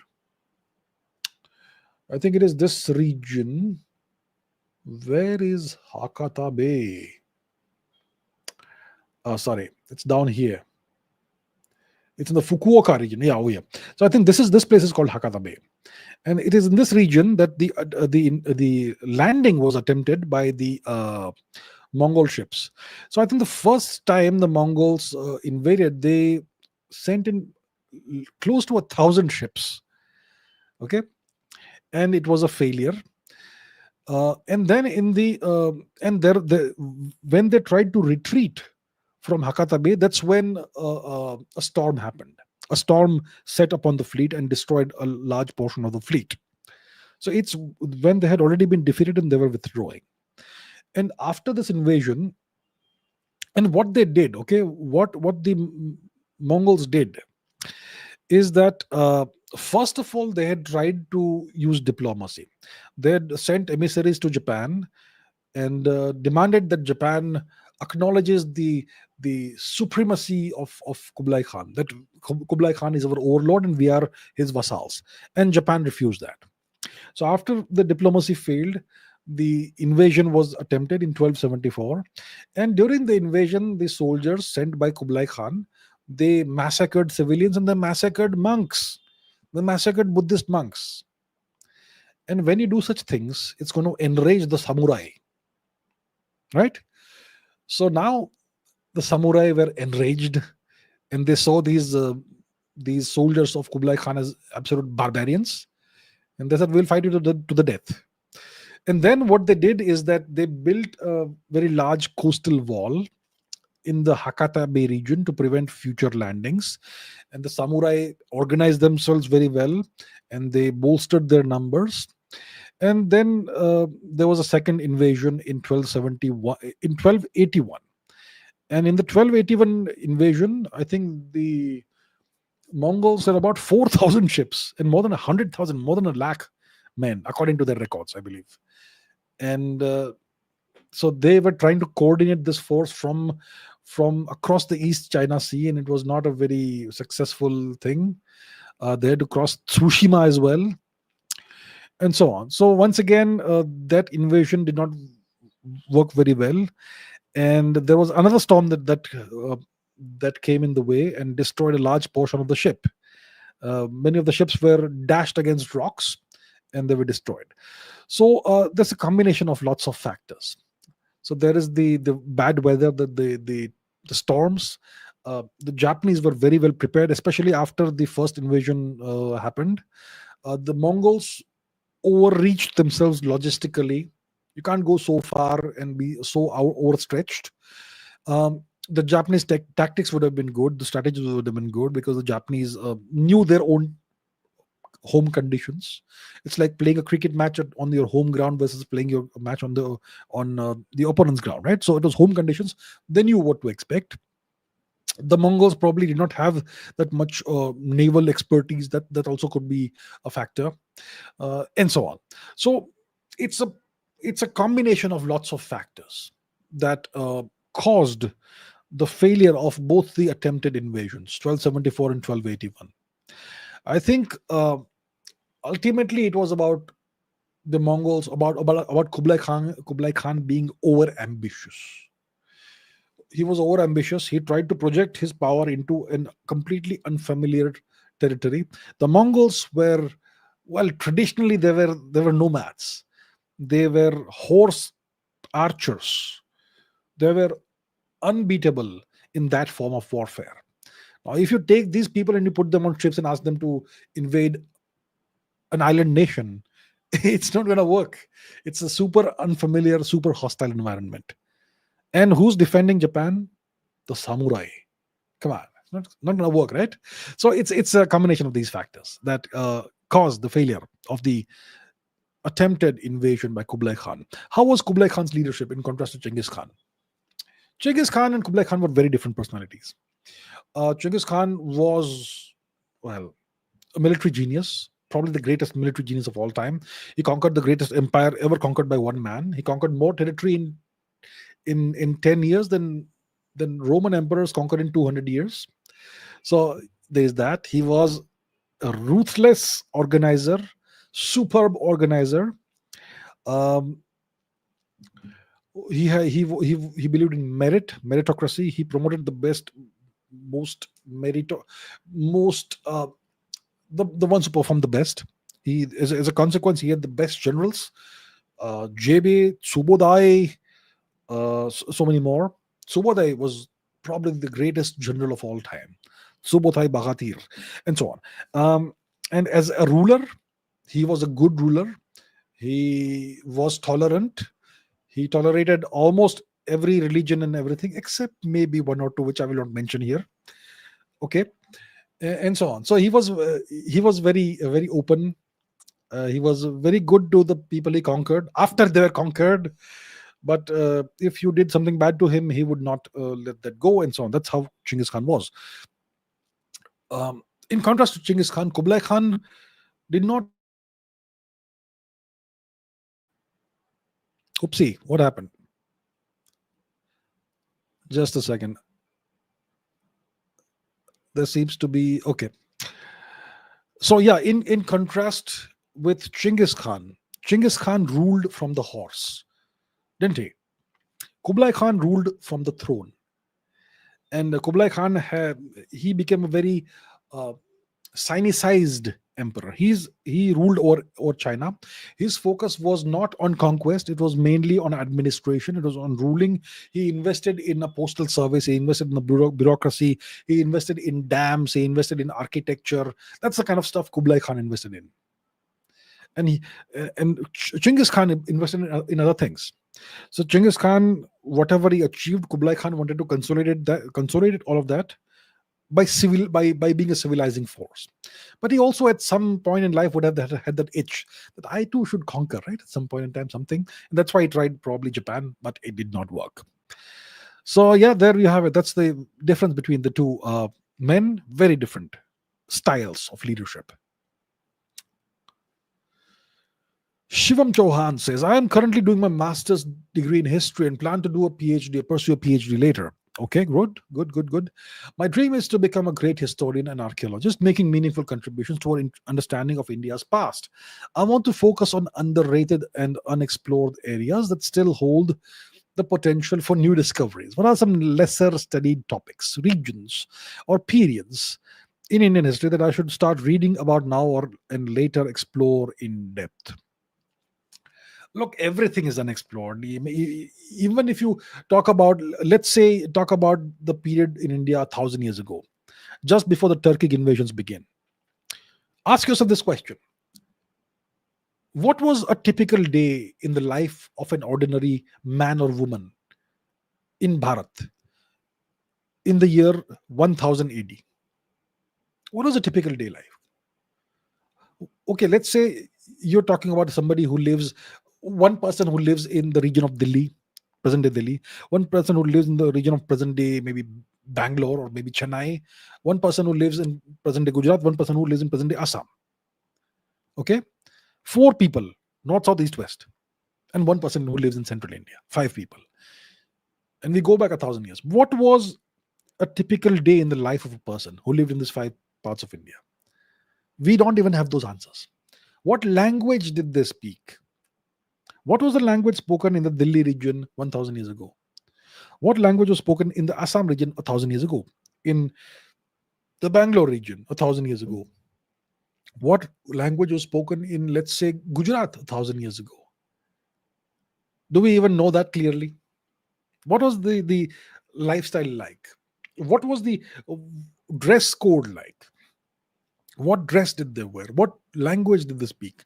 What was a typical day like? What kind of education did they? We know next to nothing about these things. There is so much we don't know. 1,000 years before today, we don't know a lot. 2,000 years before today, we know even less, and so on. So there is so much you can learn. But if you talk about talking about archaeology, I can give you a lot of archaeological sites that are, like you say, underrated or neglected. For example, we have this gigantic dried up river, right? The Saraswati. She left us because we are not worthy of her, perhaps. So we have this huge dry riverbed that ranges from the Himalayan region all the way to the Run of Kutch. And it used to empty into the Indian Ocean, the Sea of Saurashtra. So along this dry riverbed, the majority of which is in present-day India, not in Pakistan, along this dry riverbed, you have more than 2,000 unexplored archaeological sites from the Saraswati Sindhu time period of our history. More than 2,000 unexplored sites. Can you imagine how much archaeological treasures left? They are just waiting for us to explore them, to discover them, right? So there is that. You can explore that once you are an archaeologist. There are obviously sites like Rakhi, which is well known now. There are the coastal sites like Dholavira, and Dholavira is a great one in present day Gujarat. Okay, in the Run of Kutch region, there is Kalibangan in Rajasthan. Probably the largest site not the largest site, one of the largest sites we have. Rakhi is the largest one. So Kalibangan is about, I don't know how many, maybe 3,000, 5,000 BC, something like that time. Then you have places like Ganeshwar in Rajasthan. Then Sonauli these days is well known. Sonauli in Uttar Pradesh, where that's a Bronze Age chariot burial site, right? There is Daimabad in Maharashtra. There is a site in Kashmir called Burzahom, which is a very ancient village kind of site, 3000 BC or something, and it has layers from different time periods. And they also discovered a carving of a sky chart, a star chart in the Burzahom region, where you have two suns in the sky, and that's the first ever, the oldest ever depiction of a supernova event, right? Then, if you go to eastern India, Orissa, there is Shushupalgarh, which is a fortress-like site. Okay, very interesting site. Maybe around 500 BC or something, around that time. Mauryan era. There is, if you go to West Bengal, there is Chandraketugarh, a fascinating site where so many fascinating discoveries have already been made, but it is still like mostly unexplored. There is Kosambi in Uttar Pradesh, wonderful place. Then there is Ahichatra in Uttar Pradesh, the capital of Panchal, Mahajanapad. So if you look for Ahichatra, the kind of architecture you have there, let's go to Google, okay? There is a gigantic pyramidal temple in Ahichatra. Sorry, not this. Let's go. I want to do a Google search for Ahichatra. All right, here we are. Okay. Ahichatra. Ahi means serpent. Chatra means umbrella kind of thing. So Ahichatra, northern Panchal capital, it made it back to the Mahabharata times. And look at this structure. This is an ancient temple or stupa or whatever. Look at that. It's a pyramidal structure. There's a person there. I mean, if you look at this, one second. Let me put this on the screen. Here we have it. I mean, look at this. This is an incredible structure. What is the internal structure of this like? What chambers do we have inside? Do we have any hidden chambers inside? Do we have hidden secrets inside? There seems to be a shivling kind of structure on the top. Is there something below the ground? I mean, there's so much to explore right here in Ahichatra. An incredible site. It potentially is a Mahabharata era site. Then there is Vaishali in Bihar. There is Indraprasth in Delhi. These days it's called Purana Kila.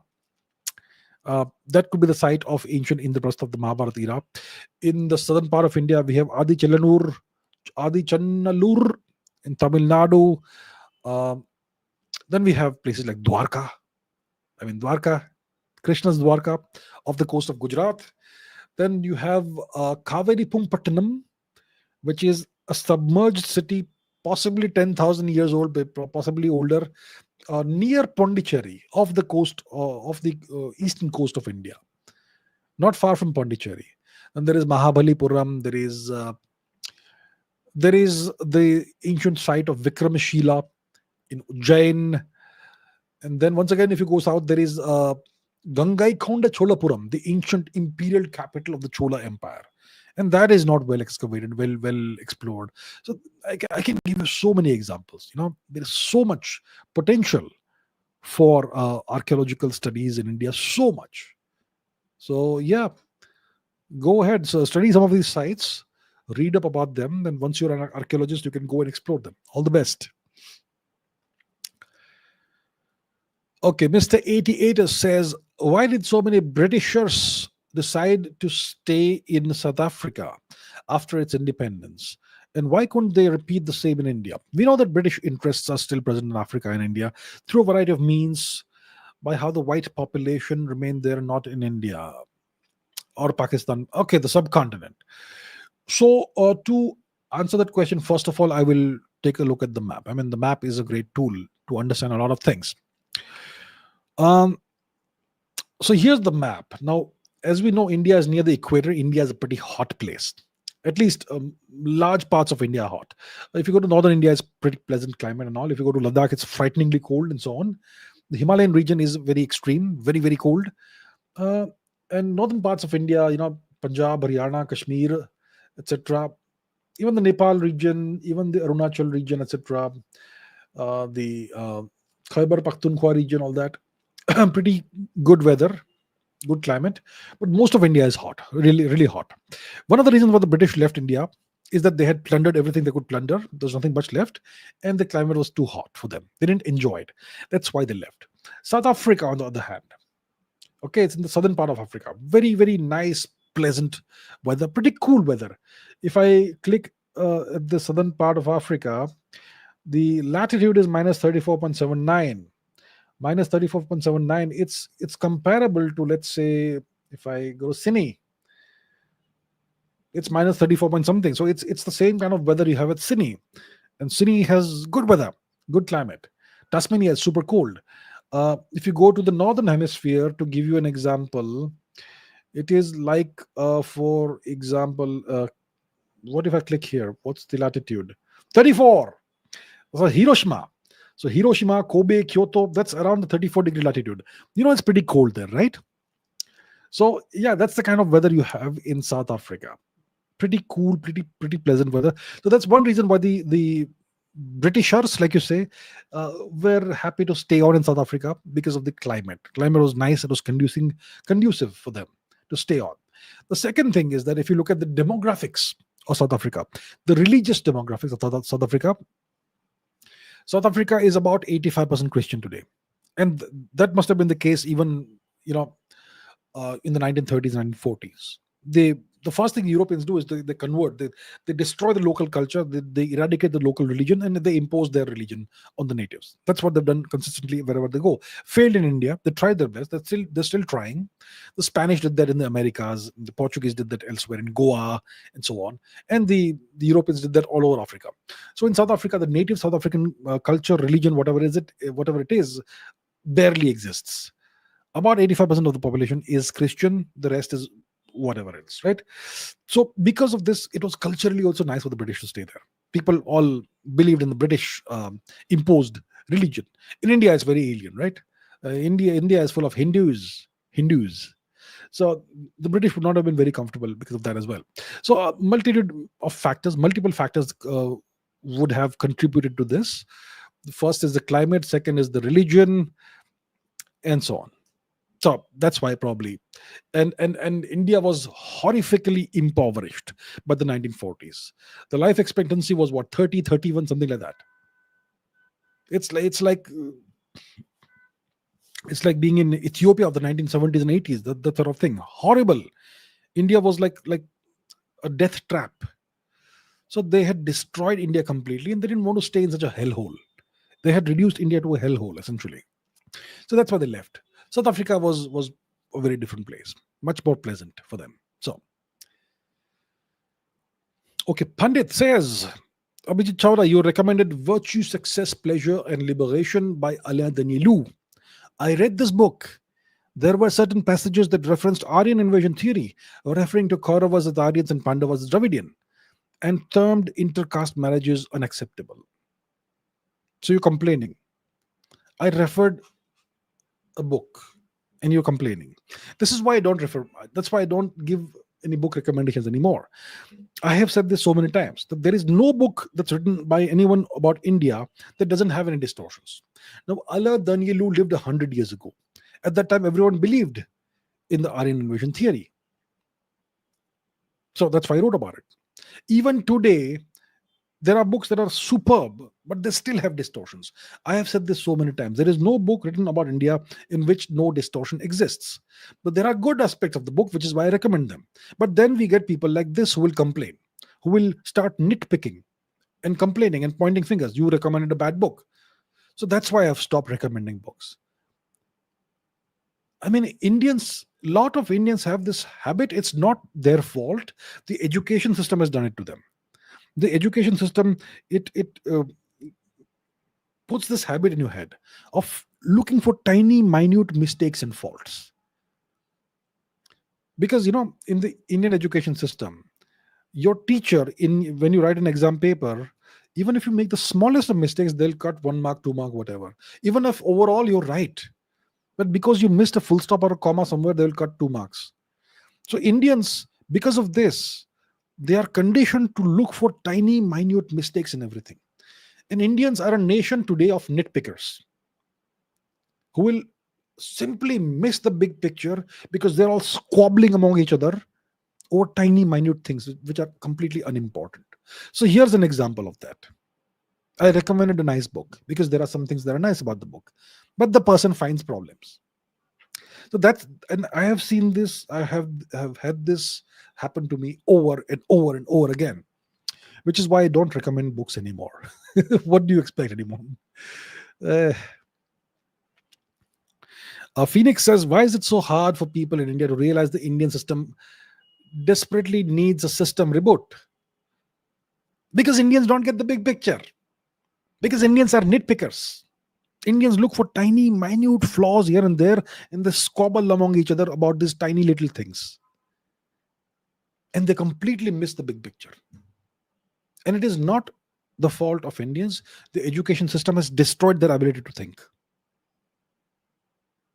Those who still can think are doing it super heroically despite the education system, despite the trauma imposed by the education system. But most Indians, they simply can't think. They are mentally lobotomized. They can't think. The education system has destroyed their ability and will to think. Thinking is painful. So that's why Indians just don't realize what's going on. And if you say something that goes against the prevailing narrative, then they will call you a conspiracy theorist or something. Or you are a conspiracy theorist. Or this book said this and that, or that great person of authority said that. So how can you go against them? You have no idea what you're talking about. So that's why most Indians, they're simply engaging in pulling each other down. When someone tries to think against the established narrative, they'll try and pull the person down. And at the best of times, the Indians will be squabbling among each other about tiny, minute issues. Oh, Hinduism and Buddhism are different cultures. Oh, because this 2% something is different in Buddhism from Hinduism, so it's different. Keep fighting over small things, and they will completely miss the big picture. So that's the issue in India. The root cause is the education system. Freddie Joe Hames says, the largest volunteer army in the world was the British Indian Army, where 2.5 million Indians volunteered. They saw it as much as an Indian war as a British war. That's why it's called the Second World War. And I am British, and I put this thesis forth towards you silly, unwashed Indians.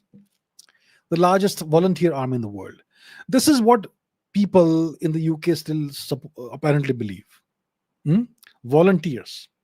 See, in India, during the British occupation of India, during the brutal, genocidal, barbaric British occupation of India, Indians were impoverished to the nth degree. There was no means of sustaining yourself and of sustaining your family unless you worked for the oppressor. Without a government job, there was no stability, no future, no security in life. They had stolen all the land, so nobody owned land. In the past, when people owned land, they could farm, they could do whatever they want. And the British had also destroyed all of India's indigenous industries. India was the first ever fully industrialized civilization. The British completely deindustrialized India. So all the people who had all these incredible skills which ran in the family from generation to generation, everything was wiped out, and their entire livelihoods were uprooted, destroyed. The livelihood that their family had been part of for dozens, maybe hundreds of generations was destroyed. So there is no industry anymore, there is no agriculture anymore. So if you want to have food on the table for you and your family, you had to work for the government. So then they would employ Indians as clerks or as soldiers. So just to stay alive, just to provide for your family, lots of Indians had to become soldiers in the British Army. They didn't volunteer. They had no choice. You see, this was not an Indian war. This was a European war. It was a useless, needless war perpetrated on the world by the Europeans for their own petty squabbles, you and your Hitler and whatnot, and you made us fight on your behalf. So that's what it was. Nobody volunteered for this. The Indians who fought had no choice. They were fighting for their families. They were fighting to put food on the table. They didn't give a damn about your cause. It was not our war. And it's sad that these people who still have these feelings of superiority, they come up and put these comments over here in front of us. I mean, just take a look at the state of the UK today. You people who live in the UK should be ashamed of yourselves. Absolutely, you should be ashamed of yourselves, of what you have allowed to happen to your country. Your women aren't safe in your country today. And you people aren't even able to ensure their security. We know what the Pakistanis have been doing to your women. And you people just sat and let this happen. You should be ashamed of yourselves, you British people. And you have the gall to come here and talk all this and say all this over here. Please. Okay, really now says Japan and South Korea seem similar but are different in many ways. Can you shed some light on the ways they are different politically, economically, in the society? I feel it feels like the South Koreans emulated the West and the old Chinese culture, while Japan is a more distinct culture despite the westernization. Also, Japan is a much larger economy. Is it because they weren't colonized but colonizers? Why isn't Japanese entertainment and music as popular but has a higher fertility rate? Which, in your opinion, is more advanced? Okay, to answer this, I'll have to do a 2 hour episode essentially. Okay, it's a very complex topic that you have brought forth. Very interesting as well. And is South Korea overhyped in front of Japan? See, one thing they have in common: they are both US vassals, they're both under US occupation, permanent US military occupation. Okay, so that's one thing they have in common. Now, if you look at the geographies, you can see Japan is offshore. It's an island nation. It's an archipelago, and it's always had a separate existence as a separate entity. South Korea has always been under the shadow of China, for the most part, to some, and also under the shadow of Japan. And Japan has always been very independent. They, of course, did absorb Chinese culture. They absorbed all of Buddhism and Indian influence via China, which is why they have a very Chinese influence on their Buddhism and on the Indian culture they've absorbed. But they are still very different, very independent, very different from South Korea, and very different from China. That's Japan. Japan has a very old history, goes back at least 2,500 years, maybe more. South Korea also has an ancient history going back 2,000 or maybe more years, but they've always been very, very strongly Sinicized under Chinese influence, which means they have been under Chinese influence. Japan is a larger nation, a larger economy, and they've always been, especially since the Meiji Restoration of the 19th century, mid to late 19th century, they have been very, very industrialized. They have been very westernized. They've sought to emulate the West, which eventually led to their disastrous downfall in the Second World War. So you could say that the Meiji Restoration of the 19th century was the beginning of the end of Japan, because they threw away their old lifestyle, way of life, the supremacy of the dharmic system that the samurai and shogunate system had established, and so on. So very different cultures. There are similarities as well. They have issues. They have their own issues, which we'll not go into at the point. Politically, different systems. Economically, Japan is a much bigger economy. Society, the South Korean society is well, again, different. They've taken different trajectories. South Korea is mostly atheistic now, and the rest are Christians. Very few Buddhists I hear still remain in South Korea. They've completely lost their indigenous culture. When it comes to Japan, they still retain their Shinto Buddhist culture. They also are facing Christianization and all those problems because of foreign occupation, but they still have resisted much better than South Korea. Fertility rate, both nations are suffering very badly. South Korea's fertility rate is catastrophically low.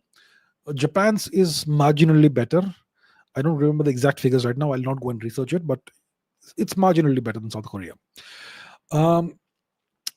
So which is more advanced? Look, as a nation, as a culture, as a civilization, Japan is more advanced, has always been more advanced.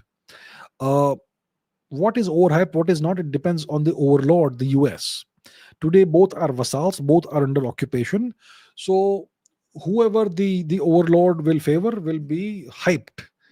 So they have both been given some rewards for being US vassals. South Korea was allowed to industrialize and become a major industrial power in service of the West, in service of the US, and it has suffered catastrophic demographic decline as a consequence. But they are given a certain amount of prestige, and people are fans of K-pop, even though nobody understands the Korean language. But people, for some reason, like K-pop. So that's the reward they've been given. One of the rewards they've been given. And when it comes to Japan, they are influential in the world through anime and other stuff, video games, all of that, and so on. Overall, I would say Japan is, from my perspective at least, is a more significant culture and civilization than Korea. That's the way I see it. Right, let's take a couple more questions, and I'll take questions from the live chat. Maybe there's not enough time. I'll just go for the live chat now. How about that? We'll do live chat for about 10-15 minutes. Mateo Perez says UK is warped. Glad I live in Texas. We got Texas Justice. Okay, Texas Justice. I think it's not a bad idea. Texas Justice.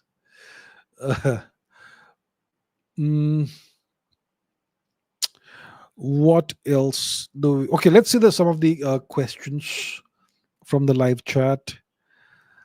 My views on the movie Animal. I haven't watched the movie Animal, so I can't say. Waqf board, yeah, something has happened. Look, I don't comment on internal politics, internal matters mostly, and I haven't even studied what's happened. Okay, I know the Waqf Act has been passed, but I have not studied it. I look at geopolitics. I look at the big picture. There are other people who look at the internal picture. We all are on the same team, but we serve different functions. So I have not really looked into the Waqf board matter.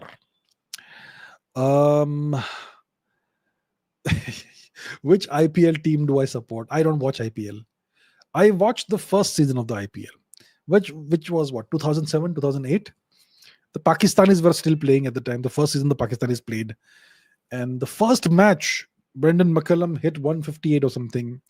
The last match was Shane Warne's last professional match, I believe, and he was on the non-strikers end when Sohail Tanvir hit the winning runs for Rajasthan Royals. That one. So I watched the first season. After that, I lost interest. I think it's very artificial. I think it's very made up. Every 2-3 years, the teams are reshuffled. So there's no continuity. Sometimes one team disappears, like CSK disappears for 2-3 years. Then there is some super giant team that comes and disappears again. There's no continuity. And I mean, these are all 6 hitting fests. The bowler has no role in this to a very large extent. I like to see balance between bat and ball. I like to see the batsman being made to respect the bowler, but in IPL, it's all just hit sixes. Hit everything for 6. I just don't find it interesting. I like sports. I enjoy all sports. I've played some sports as well. When it comes to cricket, I like test match cricket. I even like T20, one day. It should be international. Not this. This is just a merry-go-round. So I don't watch IPL. I don't enjoy it. I don't mean to offend any of you who watch IPL. Please enjoy IPL. Please watch whatever you like. It's entirely your choice. This is merely my perspective. But I've seen cricket for a very long time, and it's no longer the same these days.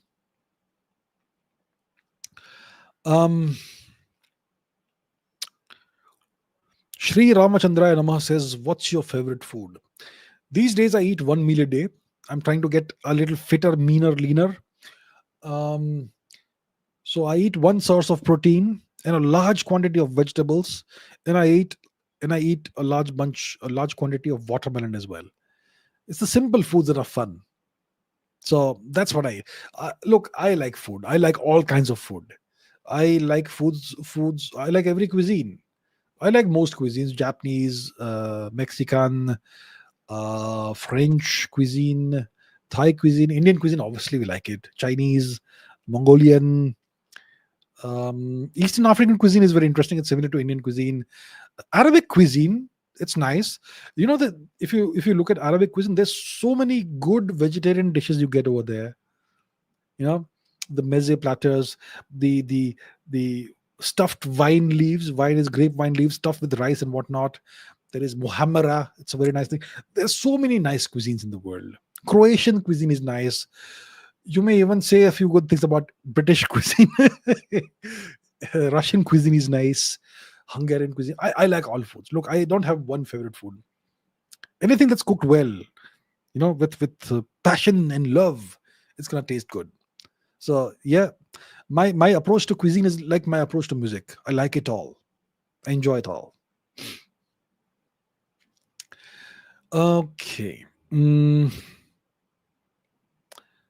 I was looking at something else and this comes up. Okay. Ritik says, if a young individual between the age of 20 to 25 with no political background aspires to be a leader of this country one day, what paths are available to them? Only democratic or coup or through AI? The current system will not allow any coups. You will have to go do it through the democratic way. You'll have to enter some political party, show that you're capable of being a leader, which means, what is the measure of a leader at the grassroots level? To prove yourself, you have to show how many people you can bring on the street on demand. That's the value of your leadership. So that's why lots of leaders in India, in Indian politics, emerge from colleges and universities, student politics, because they have a ready-made pool of students at their disposal. And if they have the leadership qualities, the political leadership qualities, they'll be able to mobilize students and bring them on the streets on demand. So then when you can do that over and over again, the political parties will see this guy has potential. So then you will be fast-tracked based on your performance, and then you will have to perform in other ways, and you will become part of the system and see all the good and bad parts of it, and so on. That's how it goes. AI won't work in India at this point in time. At this point in time, no chance for AI to work. Coup, haha. I mean, come on. Are you kidding yourself? How old are you? I think you still have a little bit of growing up to do. If you want to learn how to do a coup, read the book Coup d'etat, a practical handbook by Edward Luttwak, who has appeared on my podcast. It's a very interesting book. And it is said that after a failed coup attempt in Africa, I don't remember which country it was, but the person who attempted the coup, his body was found with gunshot wounds, and inside his jacket was that book by Edward Luttwak, Coup d'etat, practical handbook. It's actually a pretty good book if you want to learn how the mechanics and dynamics of a coup are. Yeah, but I would not recommend trying a coup in India. It is, of course, illegal. It is not in the country's interests. I'm just being a little light-hearted here if you want to look at a coup from a theoretical perspective. But the only path available to you in the current system is to do it the hard way, bottom up. Or you could be a very rich person and buy your way into a political party.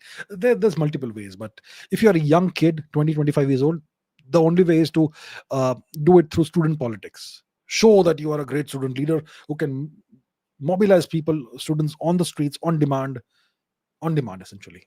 Then you will have a great future. That's how it goes. Abhijit Chavda Light says, any update about aliens and UFOs? I have not been paying attention to aliens and UFOs. Right now, they're not anymore the flavor of the season, aliens and UFOs. A few months ago, UFOs were all over the place in New Jersey and in the US. I mean, there was an invasion of UFOs. On live TV, they were showing UFOs flying over the sky. Now they've all disappeared. And then after Trump comes to power, his spokesperson, that lady, I forget her name, whatever it is, the press secretary, she said that those UFOs or whatever were drones. And they were being they were being deployed by the Biden administration. So they were not really alien artifacts. They were drones, advanced drones belonging to the United States government. Now, if you look at those videos, which is very interesting, some of those drones, they morph, they change from aircraft or drone-like structures to orbs, which is very strange, very interesting. But yeah. Naveen Kumar says Goa or Bangkok. I've never been to Goa, so can't say. Been to Bangkok once. Hardly saw the place. I went for the World Hindu Congress in the end of 2023. I found Bangkok fascinating. Very beautiful place. A very nice people. What I loved about Bangkok is that nobody bothers to speak English. They all speak Thai. But you can somehow communicate, And they are more Indian than us.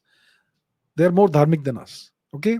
They and it is their culture. It's not our culture anymore. It's their culture they are practicing, and they value their culture. If you go to this airport, Bangkok, Suvarnabhumi, you will see manifestations of um, dharmic manifestations everywhere. Whether it is Hanuman, whether it is the Samudra Manthan, whatever, all Indian cultural elements portrayed there as Thai elements, and they're proud of it. They're not ashamed of it.